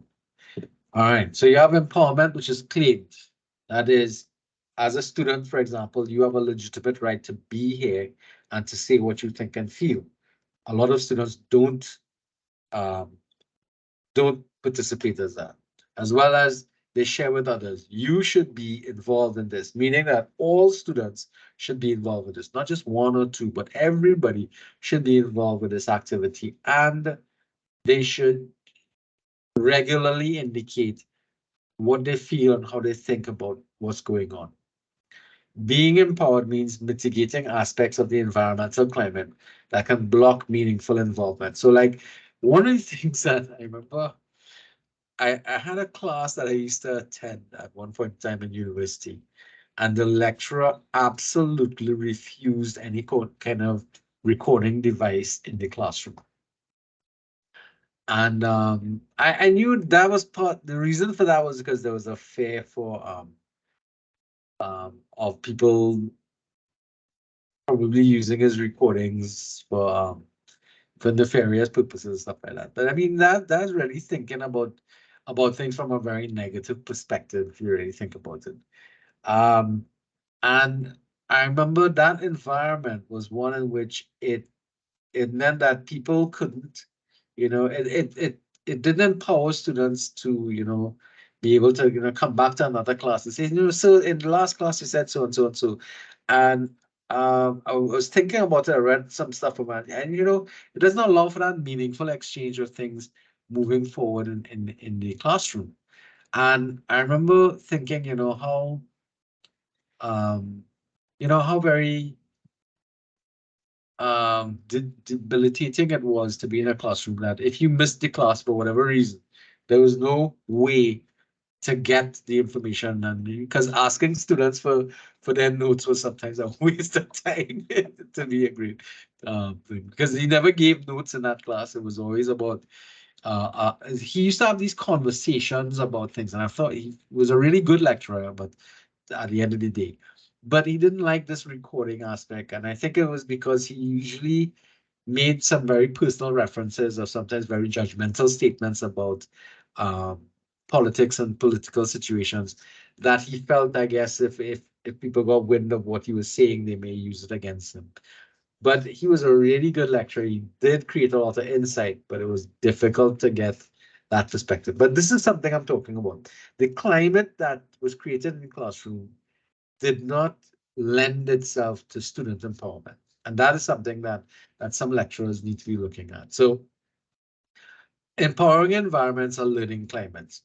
That makes sense to me, because if you are in a position where you are trying to create empowerment among people, then you have to be able to, it has to be a learning environment, because you have to expect that people will fail and that we would learn from those failures as well as we would learn from our successes. So when we get things right, we'd learn from it, and we will also learn when we make mistakes. So that we have to be able to develop the skills that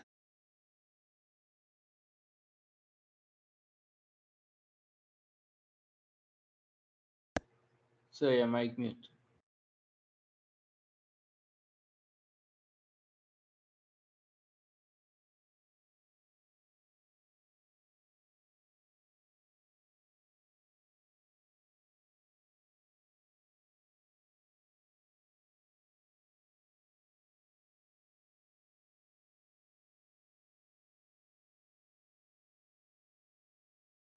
So your mic is muted.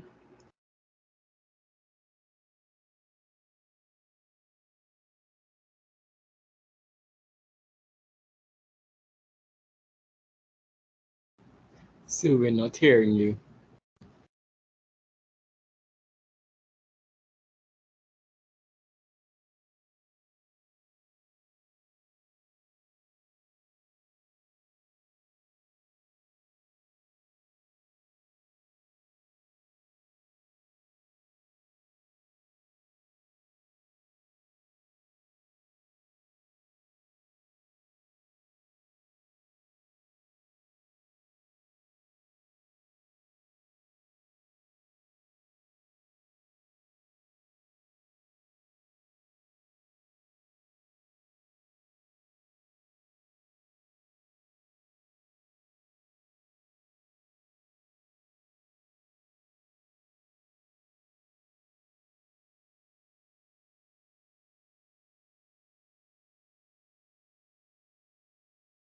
times I got that. Wow, why didn't somebody just open their mic and tell me that I was muted? So It we happens tell him sometimes that- when I So we did try doing that, but you weren't hearing us. That's why I called. It's in chat too. it's in the chat too. How long ago? 7:50. All right, so that was like the last minute. Okay, so we didn't miss much. What oops, hold on a second. All right. So we were talking about power, so hopefully we'll pick up. So when we talk about autocratic power, you're talking about, all right, so I better best pick up from the top of this slide, because that might be all the muted area. So power traditionally has always been looked upon as a zero-sum game. You either have it or you don't. So the truth about it is that there are different types of powers that exist concurrently with people. And you have power over, so that's like the boss, autocratic leader. Power with, the collaborators, that you get put into a group to do something, that's collaborative power. And then you have power alongside. So this is people within an organization at similar levels in the organization. So that's collegial. So that might be everybody in the department who is all at the same level in the organization. That's the type of power we're looking at there. Some approaches to leadership will go further and describe power from, referring to the authority and power afforded to a leader from a group of participants. So you might have a positional leader or power given to a particular person by another group of individuals. So think about where you get elected by a group of individuals to be a leader in an organization. That's an interesting approach to things. All right. So when we speak about power, we have to talk about where does power come from? Why do people get power and why other people don't have? So there are 5 sources of power that you all will refer will meet. You have expert power, referent power, legitimate power, coercive power, and reward power.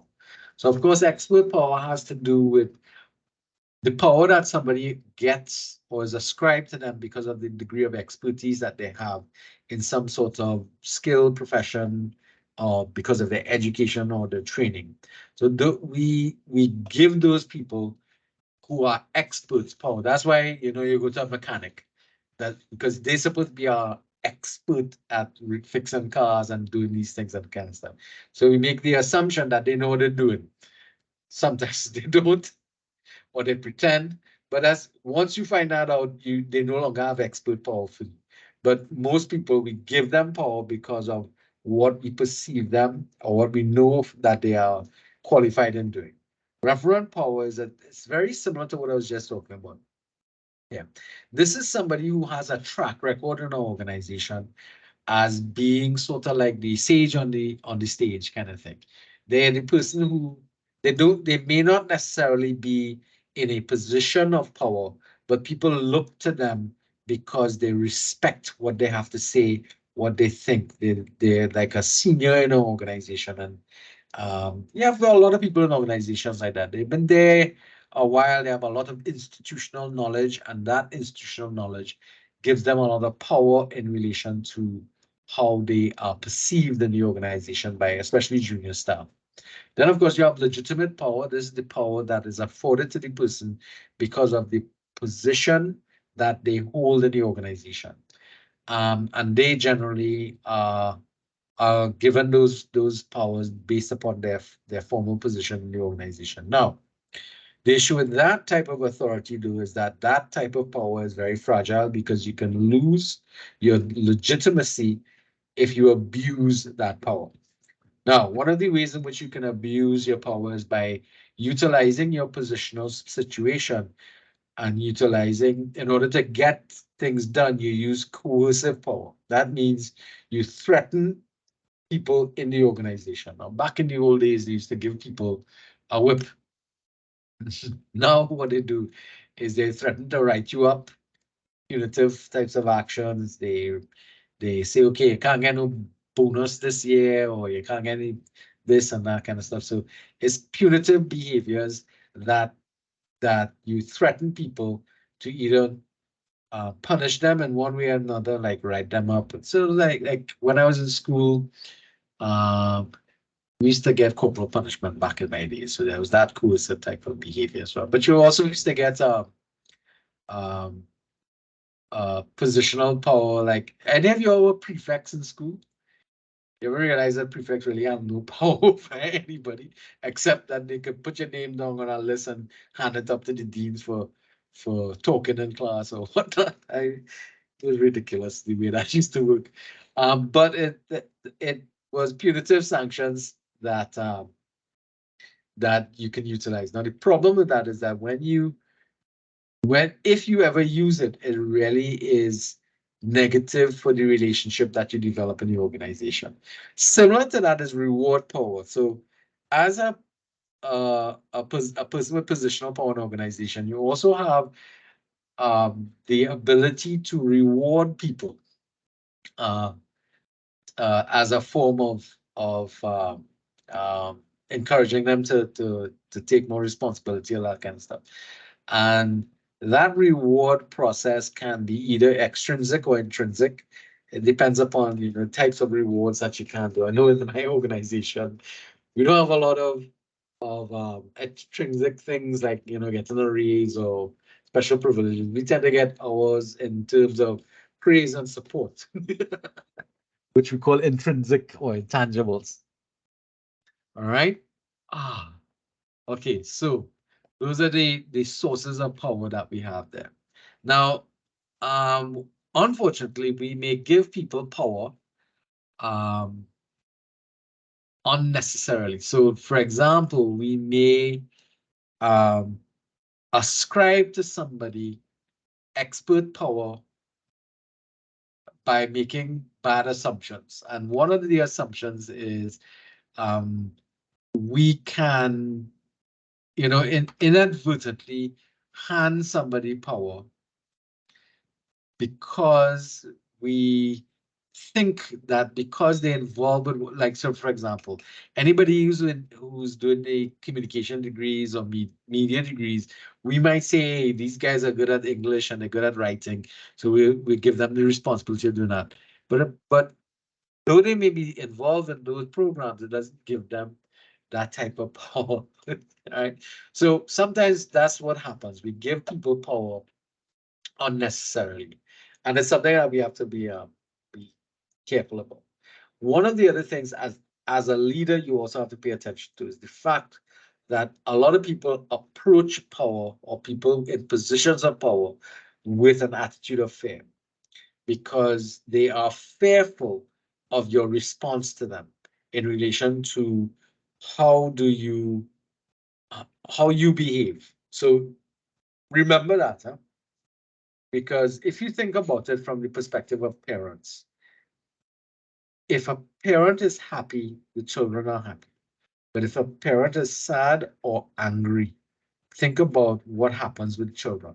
It's the same thing that we could use to compare in an organization. If you go to the office and your boss angry and pissed off, it kind of affects everybody. And that's because the disapproval, not necessarily that you get punished or anything, but because somebody is angry and unhappy, it kind of sets a tone, an attitude in the office for that day and time that makes people feel very, not pleased with how things are. And it's something that we have to pay attention to in terms of of your leadership. Always be aware that a lot of people look to leaders and their reaction to it is fearful. So you have to be careful of that, right? So the way in which you speak is also going to be critical in terms of practicing your power. And oftentimes we give power away if we do not say, let's talk about that first before we might have some additional ideas that would be helpful. So sometimes we give our power away and we don't even know it. And that's what this part of the text is saying. And then, of course, we make assumptions of people and give power away that way too. So those are the things that we talk about in relation to that. Now, power is not a finite, is not finite, it's infinite. And yes, you can share it and you can amplify that power in other people. And in sharing it, it can amplify your power because you are giving over and empowering somebody else to do that. Conventional leadership practices see that as something that ought not to be done because conventional people or the old-time people, as they say, sees power as something that you hold on to and you do not give it off to people. If you do share your power, it is seen as you being indecisive and avoiding your responsibility. Now that cannot be confused with delegation, because delegation is something else. Delegation is when you give over to other people parts of maybe things you have to do. But in delegation, you have to give over the power that you have to be able to accomplish the job. If you give the responsibility of a task to somebody else, but you withhold the power necessary to accomplish that task, then you're practicing a very Machiavellian type of activity of setting people up. Basically, that's what you're doing. Common experience for leaders today to have far less power than they need to accomplish the task that they have We must have power to get results. So what if you don't share your power with other people, it's going to have a negative impact upon things. And we were talking about that. I was talking about, I should say, the issue of delegation. That not delegating and withholding power creates very negative feelings by people. You don't trust people anymore as a result of that type of behavior. And as I said that kind of setup behavior is something that a lot of politicians like to utilize. So they will give you things to do, and basically the phrase that comes to mind is they're giving you a rope to hang yourself. Because in essence, what they're trying to do is they're setting you up to fail by not providing all of the information that you require, or not providing all of the resources required for you to be able to do that. So self-empowerment is another element of empowerment. That self-empowerment is connected to self-confidence. And it's something that a lot of leaders can suffer with.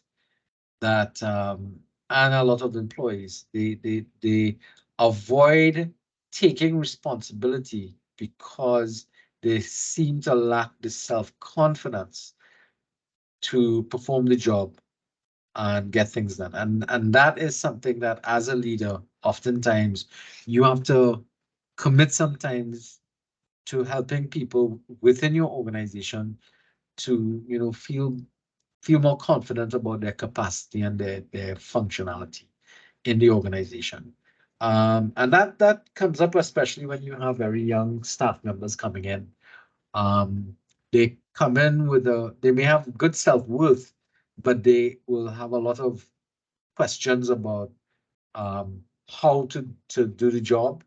And that is something that has to do with confidence in terms of their capacity and ability. So those are things that as a leader, you may need to set things up to be able to empower people. One of the things you can do is to mentor and find other people in the organization with whom you share power, like other people who might have what we call reverent power, to assist in mentoring those individuals who are new to the organization, to help them develop their self-empowerment and their self-confidence in terms of their ability to, complete the jobs accordingly. It's something that we use in teaching service a lot. I know we do it in COSTAT a lot. You don't just bring on somebody new and throw them to the wolves. You have to have somebody with whom you can liaise with and help to develop the ideas that help to move them forward and help them develop their teaching skills and that type of stuff. We also have formal training as well that we undergo. So 6 methods through which you might do empowerment. You might become empowered, or you'll be able to help self-empowerment. Education, of course, that's without saying. Leading by example in particular. Structuring, which is creating the environment and creating the policies to help to empower individuals in society, and providing the resources necessary for the job to get done. Mentoring, I just spoke about that. You as a leader can mentor other people, and of course, actualizing. Yes, you can encourage mentoring by assigning people and so on, but you also have to be part and parcel of the mentoring process. You have to actualize it, and you have to actually behave in an empowered way as well. And because you would expect that employees and members of the organization will also begin to do that. You also need to, as a leader, value the empowerment of other members. And that's something that oftentimes I've noticed happen with some organizations. They encourage empowerment, but when people actually do things because they feel empowered to do it, they get reprimanded by the seniors of the organization. And that's not a good thing, because you can't on one hand call for people to feel a sense of empowerment in the organization, and you know, take their initiative and do things without asking you know, for permission to do that kind of stuff. And then you're gonna, especially where they ridicule people in the public, in the public domain, or in the organization, because everybody finds out in any case. That is a negative thing. You want to avoid doing things like that, because that means you're not helping to create that climate of empowerment in the organization. That brings us to this point here: mattering and marginality.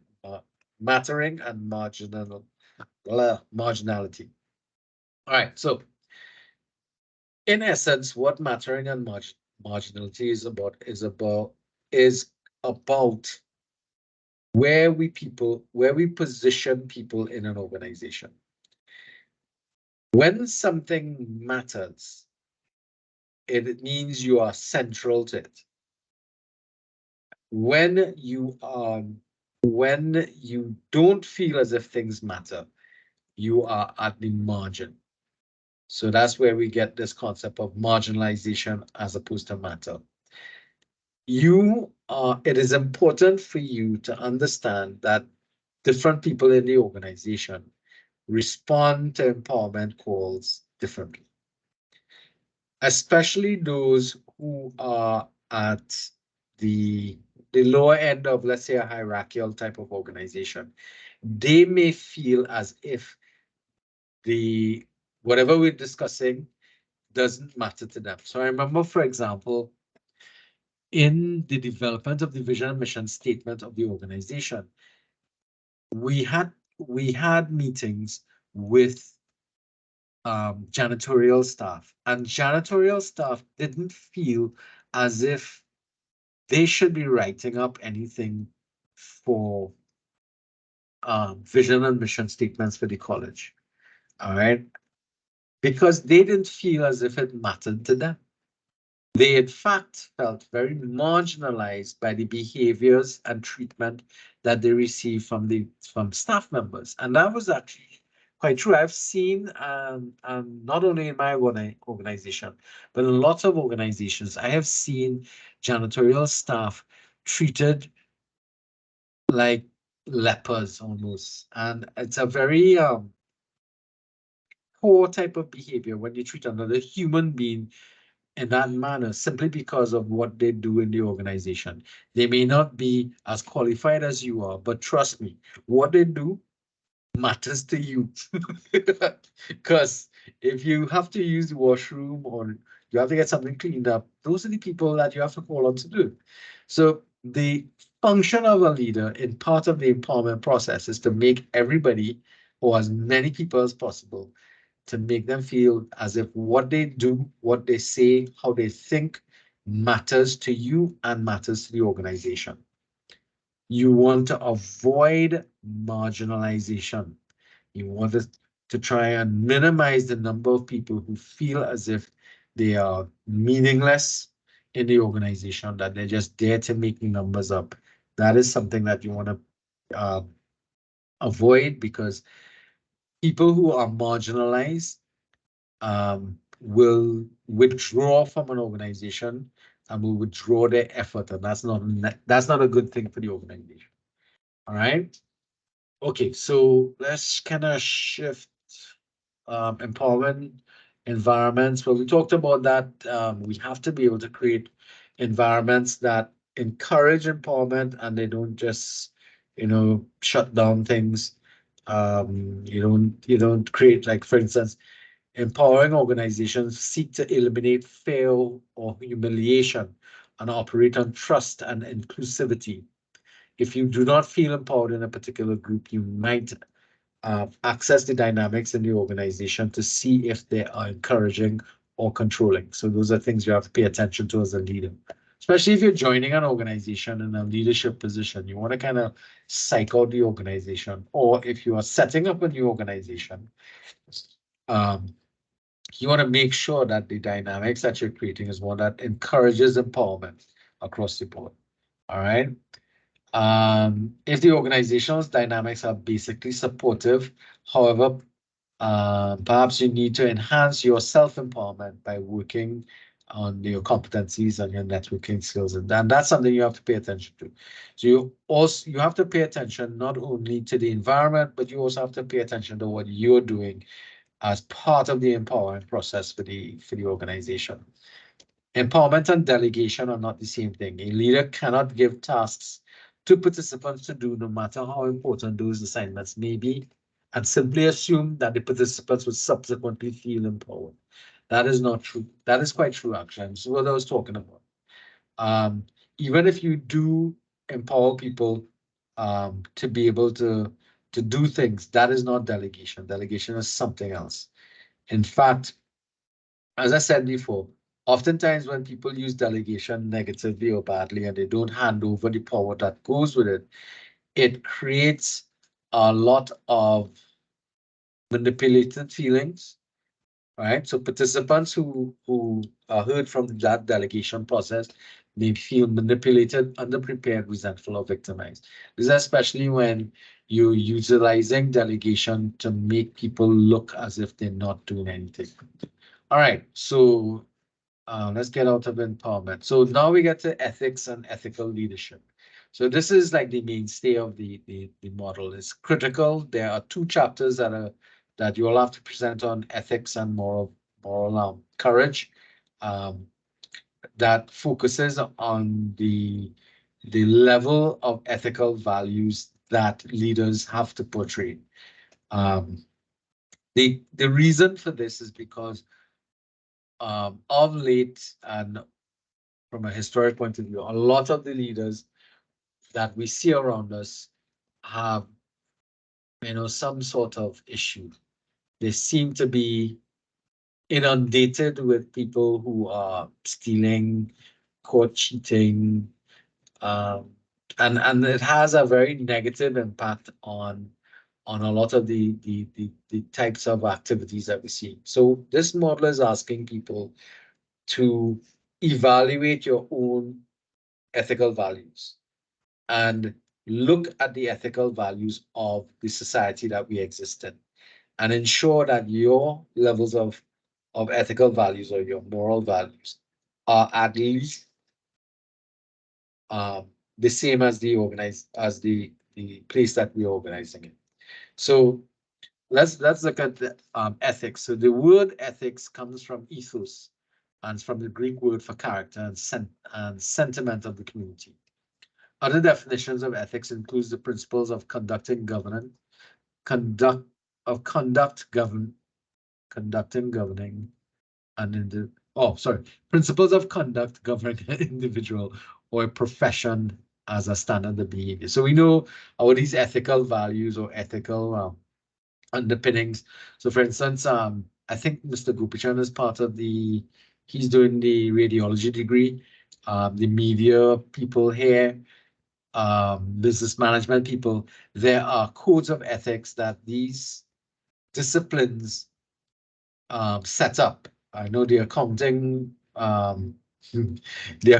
discipline came on. It was one of them that came up with came under a lot of criticisms coming out of the 2008 2007 financial crisis, because it was seen that very large organizations were behaving in very unethical ways, and they were positioning the organizational gains in front of any of the other gains of other people. So it's something that we want to pay attention to. So ethics is about those values that we hold important to us.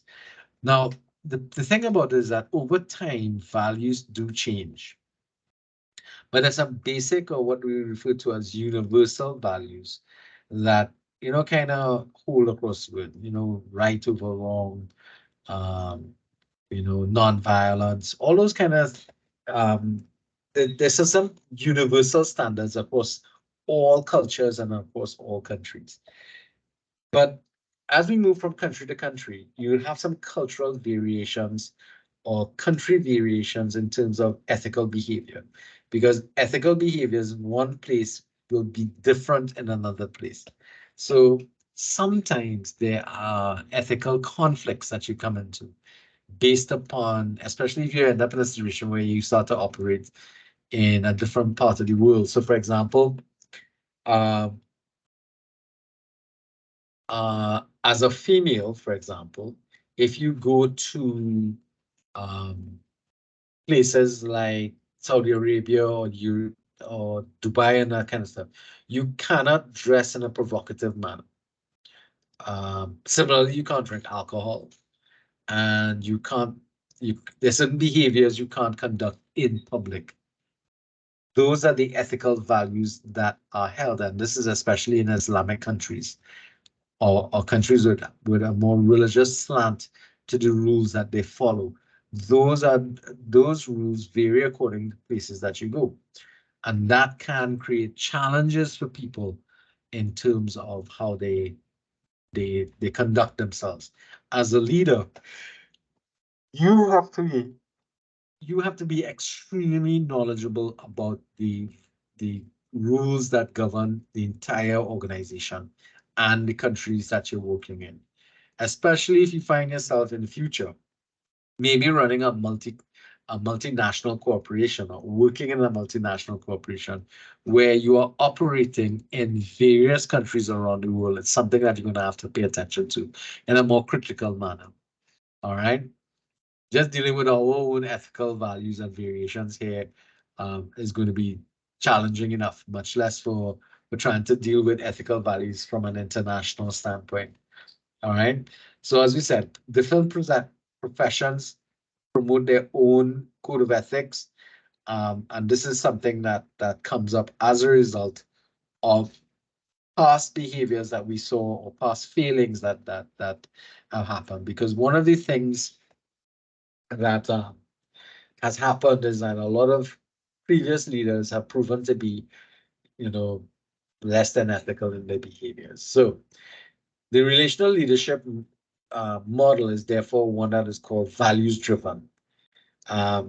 Leaders and followers act out of a sense of shared values. So it's not only that the ethical values that we're speaking about exist within the organization for the leader, but it is the leader and followers all working on the same level. So it means that we are mutually agreeing to a set of rules and behaviors that we are all going to be comfortable working with. All right. And it means that you are behaving this way across the board in all walks of life, both your private and personal life. All right. All right. So ethics goes on forever in terms of this presentation, and that's because the ethical aspect of the model is probably one of the most critical elements because it gives the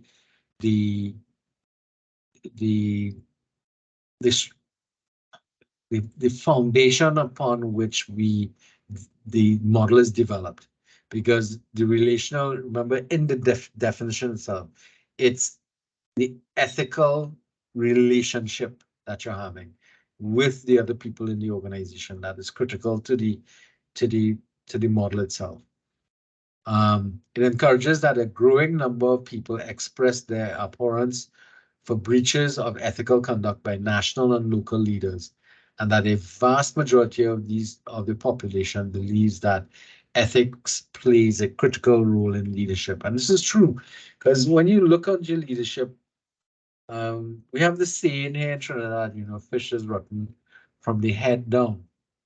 And that is that sort of colloquialism that is utilized to refer that corruption comes from the head down, meaning that if you see your leaders behaving in a corrupt or immoral manner, then the expectation is that the followers will also behave in that manner as well.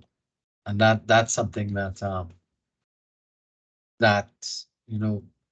past evidence has shown that is true to form, actually, where you see those types of shared, because again, it's about a shared belief. So if your belief is unethical in nature, then the expectation for followers in the organization, they will also behave in that manner as well.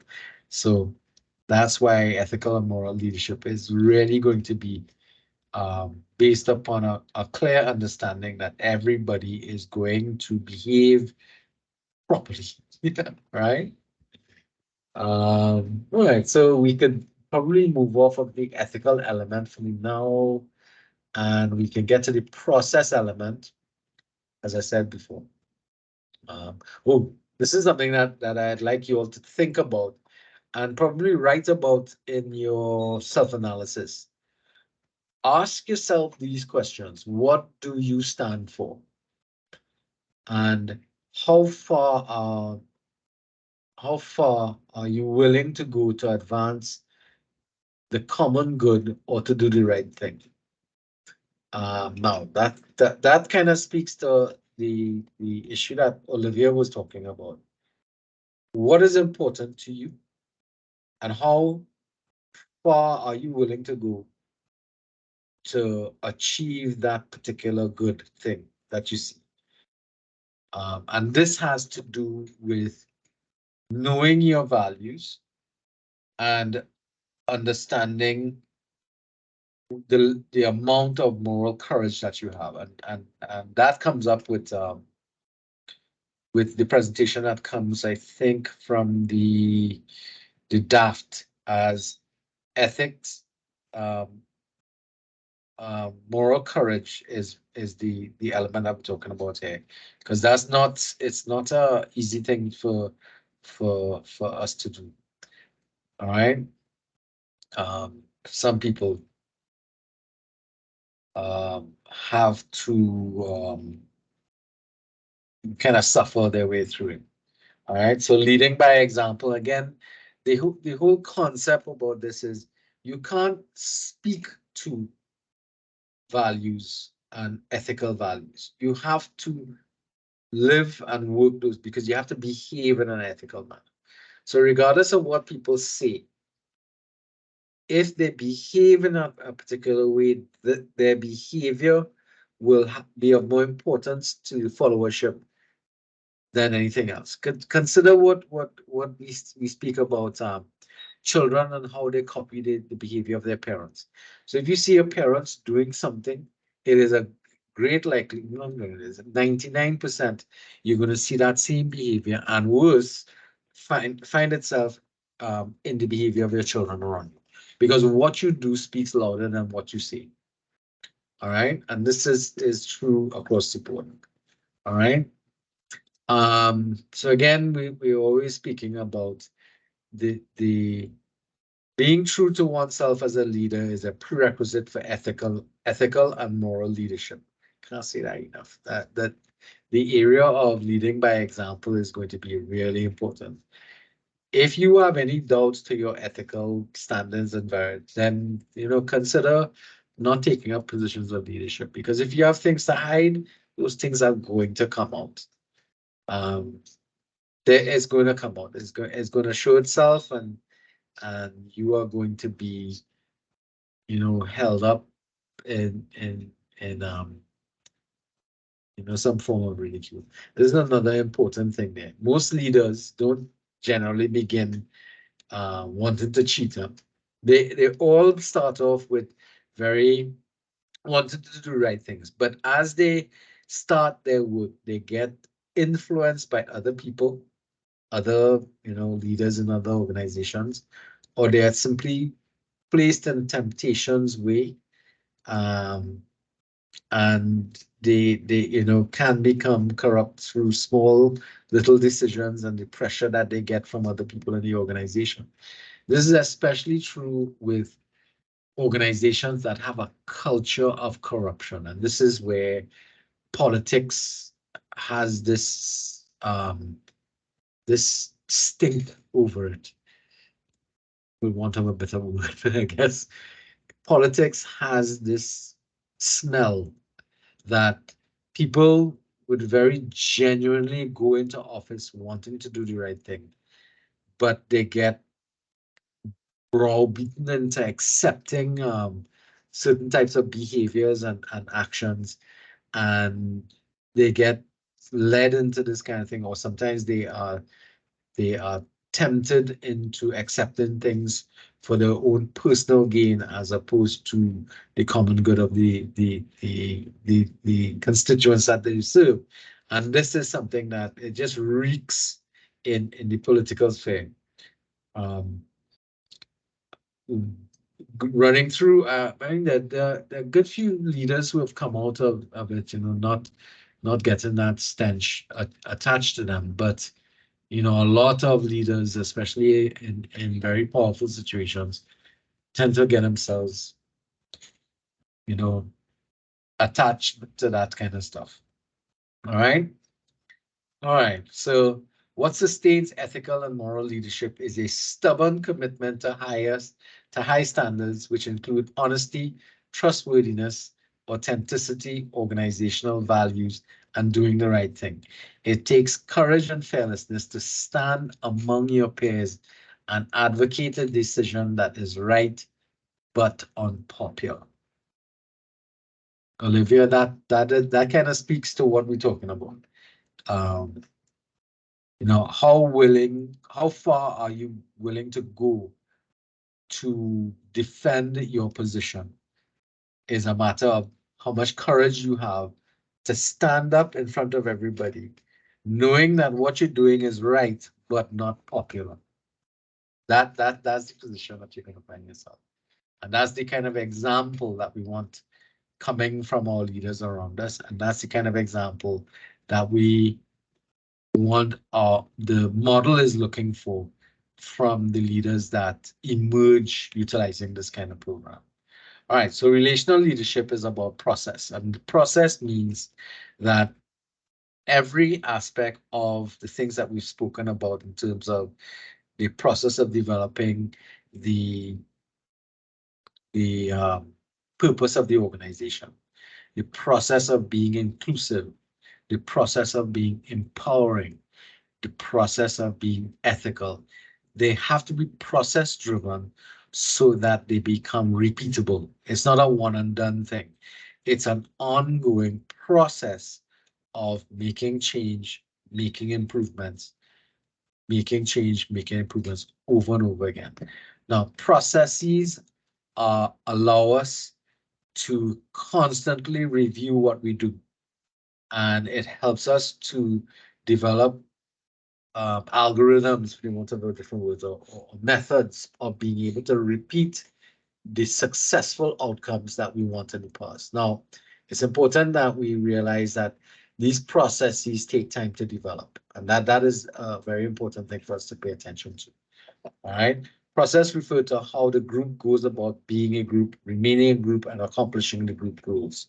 That's the thing there, because if you don't know the process and how you do things, then you're just guessing on what you do. And if you're guessing, then there's a great deal of happenstance. It's by luck you get this done here, and you don't develop, the knowledge of how exactly you're doing something. You're likely to make decisions that are negative, and you may not really be able to understand why you're getting what you're doing. That's something that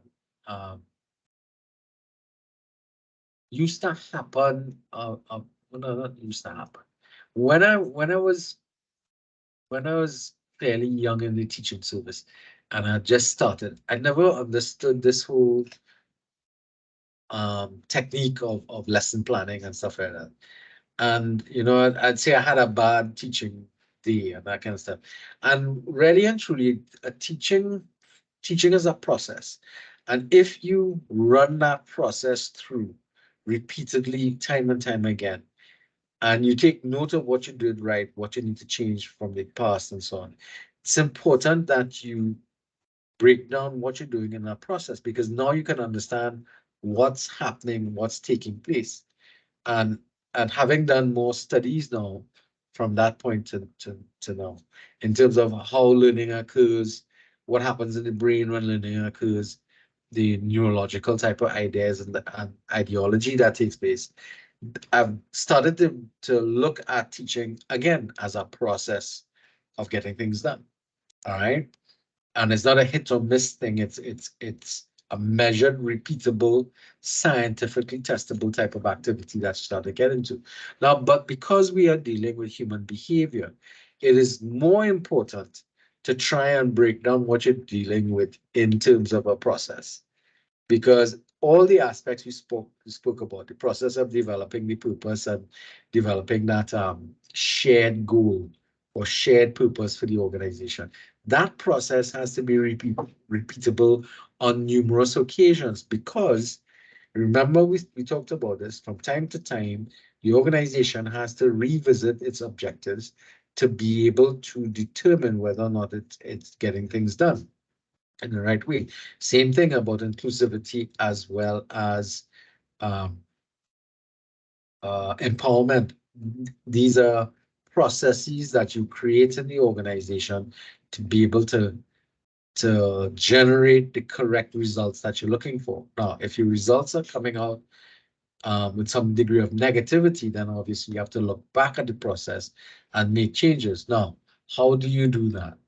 You do that by paying attention to what worked and what didn't work, making the necessary changes so that you can tweak the process, basically, to limit the amount of negativity or negative outcomes and increase the amount of positive outcomes.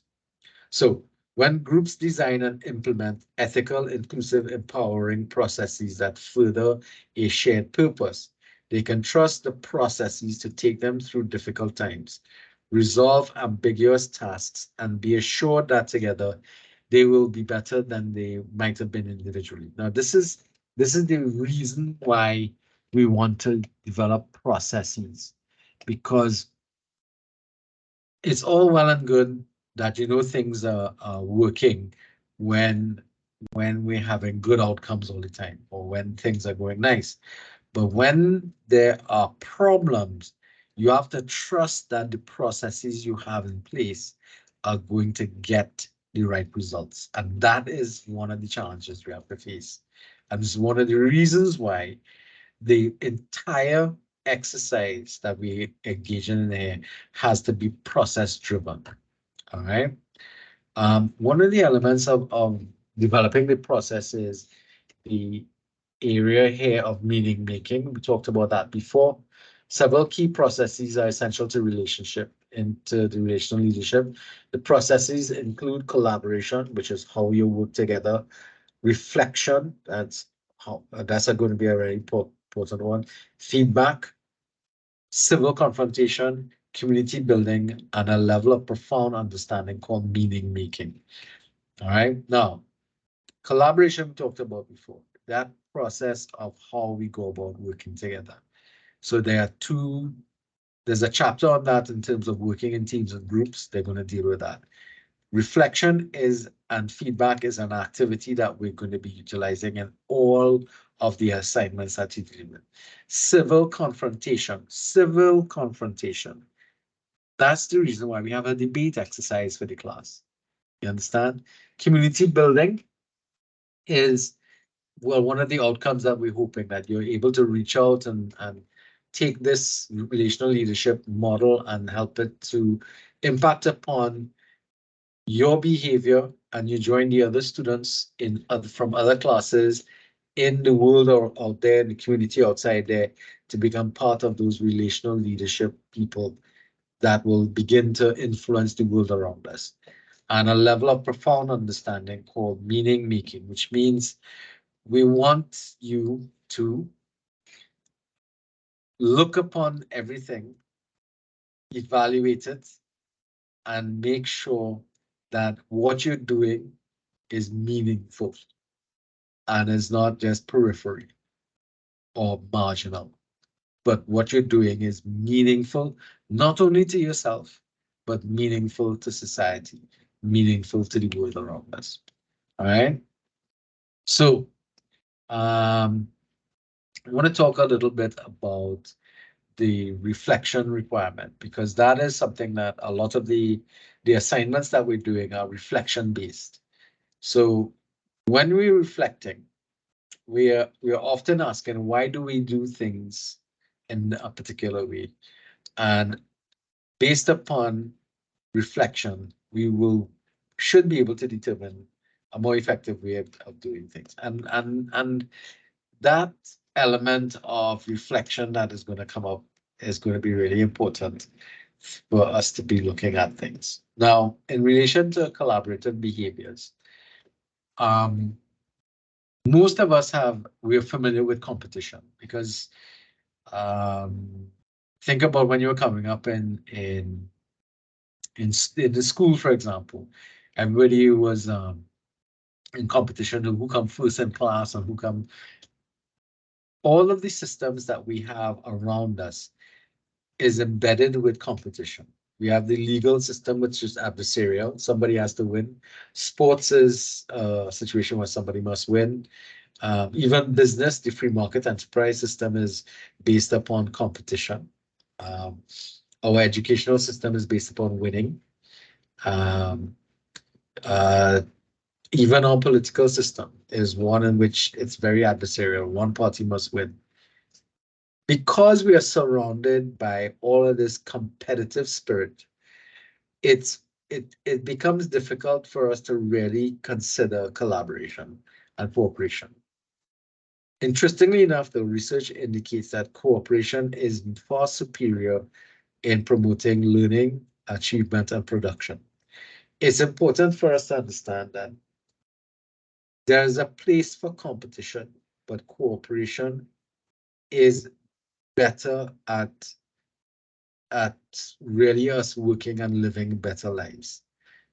The problem with cooperation is that it has a very negative slant to it because cooperation is caught up with socialization or socialism, and it has a very negative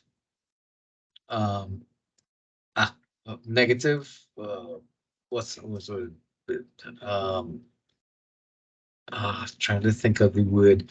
They have a negative rap, basically, because when we think of socialization and socialism in particular, it's always seen as that's a bad thing, socialism, because we're not working together. All right, and that's because of the way in which communist theory was developed as opposed to socialist theories. So that's why Cuba is considered to be a socialist state. So things that are socialist are seen as being negative, and things that are capitalist seen positive. Capitalism is bred upon competition, and competition is supposed to be far superior than anything else. But the research is actually indicating that cooperation is superior to competition, especially in promoting achievement and productivity for everybody, not just for one individual. And that's the whole problem of competition, is that it posits the idea that for one person to achieve,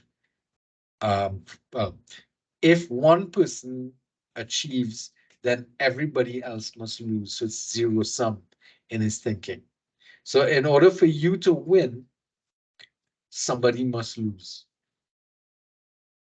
And collaboration speaks to different, or cooperation speaks to, in order when one person wins, we all win. That's supposed to be, that's how cooperation works. So if one person wins and everybody else loses, that means cooperation didn't work. But in the situation we're looking at everybody winning together collectively. The unfortunate problem comes with that is that individuality creates problems, because individually we're very selfish. So this suffers a great deal because individually we all want to succeed. We want to be successful. And that is viewed as being a competition, because we think that if I win, they lose. But we have to start thinking about it from the perspective that we can all win together. Think about it from that perspective. And that is why, especially when you look at it from the position of a classroom activity, Why is it that we rank students in a classroom from first to last? That to me is a very negative thing, because the entire class should be able to move forward. But if you have people on one spectrum as opposed to the other, then we have to work together to bring them up. As a teacher, that's my job. My job is to make sure everybody moves up, or everybody passes the course. That is my function. My job is to make sure that you pass this class, and not just pass the class. You need to get the best possible grade, which means you need to get an A. All right. So it means that when you are successful, we can therefore accomplish everybody being successful. But the whole concept of competition creates a problem where we position competition as being superior to collaboration. And we need to realize that for the vast majority of this relational leadership process, it is not about the leader winning and the rest of us losing, because that's the position it tends to take. If you are given the position of leadership, it means you won and everybody else lost. It can't be that way, because the leader can't get anything done without the cooperation of everybody in the organization. So any one individual arriving at a position of leadership has to look at it as an opportunity to engage with other people to collectively achieve the objectives of the organization. That's why collaboration is the stronger element that we need to look at. So think about it from your own behaviors, for example, in terms of study groups, committee work, sports, team sports and stuff like that. Think about it from that perspective. We're not trying to beat each other. We're trying to just, everybody needs to be able to move forward in another sense. All right, so I want to look at meaning making. All right, meaning has both cognitive, which is ideas, as well as allows a person to understand some world vision. So an emotional component. So basically, when something means something to you, it has an emotional impact upon you. And it's not only a concept or idea or some form of thoughts that you have, but when you're involved with something and it means something to you from an emotional standpoint, then there's a greater level of commitment to it. And the experience that you end up sharing in that activity becomes a little more important to you and more significant in your life. So making meaning in the organization means getting people to commit to the organization. And as a leader, that is one of your responsibilities. It's creating a process in order to make for the organization and its activities to make meaning to everybody, for it to be meaningful for everybody and not marginal. All right, part of this meaning making involves the recognition that in our rapidly changing world, we are continually challenged to see that data becomes information, information becomes translated into knowledge, knowledge influences understanding, and understanding translates into wisdom, and wisdom becomes meaningful thought and action. That's the continuum that they're looking at in relation to meaning making as this. All right, data to information to knowledge to understanding to wisdom to thoughts and action.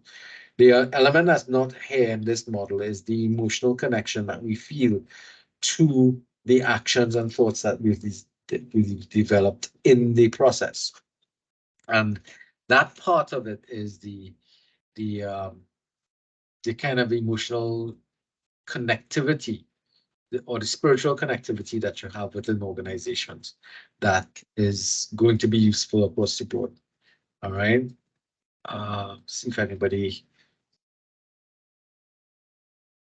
All right. When something is of value, one can make a commitment, find personal purposes, risk personal involvement. It matters. It has meaning. That is why the meaning making has that second element of the emotional connection. And in a lot of instances, that emotional connection is the stronger one to drive the membership and the leadership to act on what they say. That is really going to be where it helps other people to get involved and get into the process. All right, now one of the things was the area of reflection. When you get into reflection, and this is something that needs to happen a good bit up, because as I said, a lot of the assignments that I've asked you all to conduct in this class has to do with a lot of reflection. Reflection is the process of pausing, stepping back from the action and asking, what is happening? Why is this happening? What does this mean? What does it mean for me? And what can I learn from this? Now, this is a general process of reflecting. It's one of these sets of questions that you should be looking at in terms of maybe after you finish an academic year, sit and answer these questions. What happened in that academic year? Why do you think it's happening? What does it mean to you? What does it mean generally, and what does it mean to you? That's kind of like an overlap in the two of them. And what can I learn from this? Now, in order to learn from this, you cannot only focus on the subjects that you failed, but you also have to look and focus on the subjects that you passed. Because why did you pass this one and fail that one? You'd have to work on those kind of things. Now, if you looked at the and the question is, some of you all should have already started doing your self-analysis. That self-analysis paper that you're writing to submit at the end of the year is part of this reflection and contemplation, is because it's asking in a very pointed way why you are the person you are today. How did you get to become this individual? And now, for those of us who may be engaged in a constant review and reflection of ourselves on a regular basis, is a good thing. But for somebody who may not have ever done something like this is going to be a very important process for you to do, because it is one that you are likely to learn a lot if you do it honestly. You don't want to be doing this haphazardly, nor lying to yourself in the process, by holding back information, thinking, I don't need to know it. It's not really for me. It's about your reflection and don't allow regular time for silent reflection. Turn inward and digest what has happened. Let the senses rest and grow still. That type of reflection, you see, you can't reflect when there's a lot of rushing going on, which is why I said it's something that you all could start working on, quite early, because you need to be still to do this kind of reflection and contemplation. You cannot do this in a rush, which is one of the reasons why I also said to you all, do not wait until the last minute to do your reflections and analysis documents, because you don't want to be attacking it when you're rushing because you had to go shopping for Christmas and you had to get groceries and you want to get this sorted out, and you want it done with some level of serious reflection and contemplation taking place. Trust me about this, because it shows in the nature of how you write your stuff. All right. So this is probably the most important process that we want to be paying attention to. Metacognitive. You all can read up on all these things here as we're getting to do these like this one here. Reflection is vital at every level in every organization. All leaders should practice the new 3 R's: retreat, renewal, return. That's kind of circular motion of things there. Interesting. And that, again, process oriented. Okay. All right. So I want to just get to the summary here. So there are lots of skills that leadership will ask you. This model actually is speaking to you achieving over a lot of a number of time through this model that we're looking at here. And what we need to understand from this chapter is that the model is really sitting upon those 5 elements: the purpose, the inclusivity acted, the empowerment action, the ethical values, and the process orientation. Those 5 elements help to design a model that is supposed to bring us into a more meaningful type of leadership that we are looking for in terms of the future of the world around us. And you need to make sure that you are a positive force that this model is trying to say to you, that you're looking at making positive changes. Now, at the end of the time of the session here, it's a lot of stuff. I don't want you to bother but memorizing things and learning it.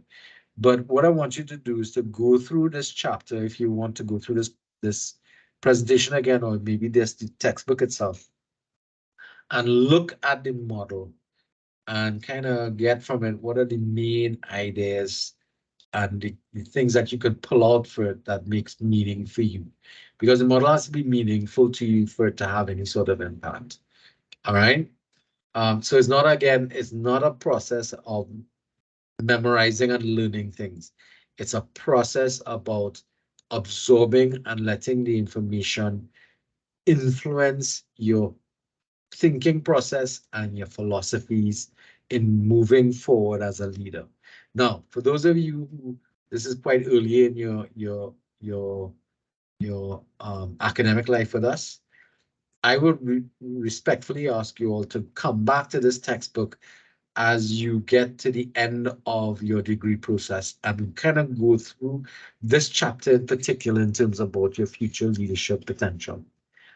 Because from then to now, or from now to then, you should have some significant changes taking place in your developmental process, and hopefully you'd be a little more mature in terms of moving forward.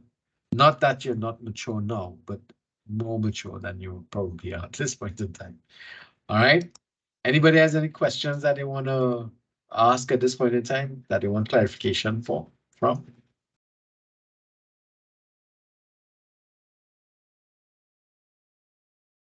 No, everybody. All right, so I know it was a long session, and a lot of things happened there. I mean, and I kind of went through some of these slides kind of quickly, primarily because it's coming up to 8:30. So I know I don't want to go too far forward. So next week we do have our chapter presentation starting from chapter 4 and 5 next week. So I look forward to seeing those coming up. All right. So with that said, we could probably say good night.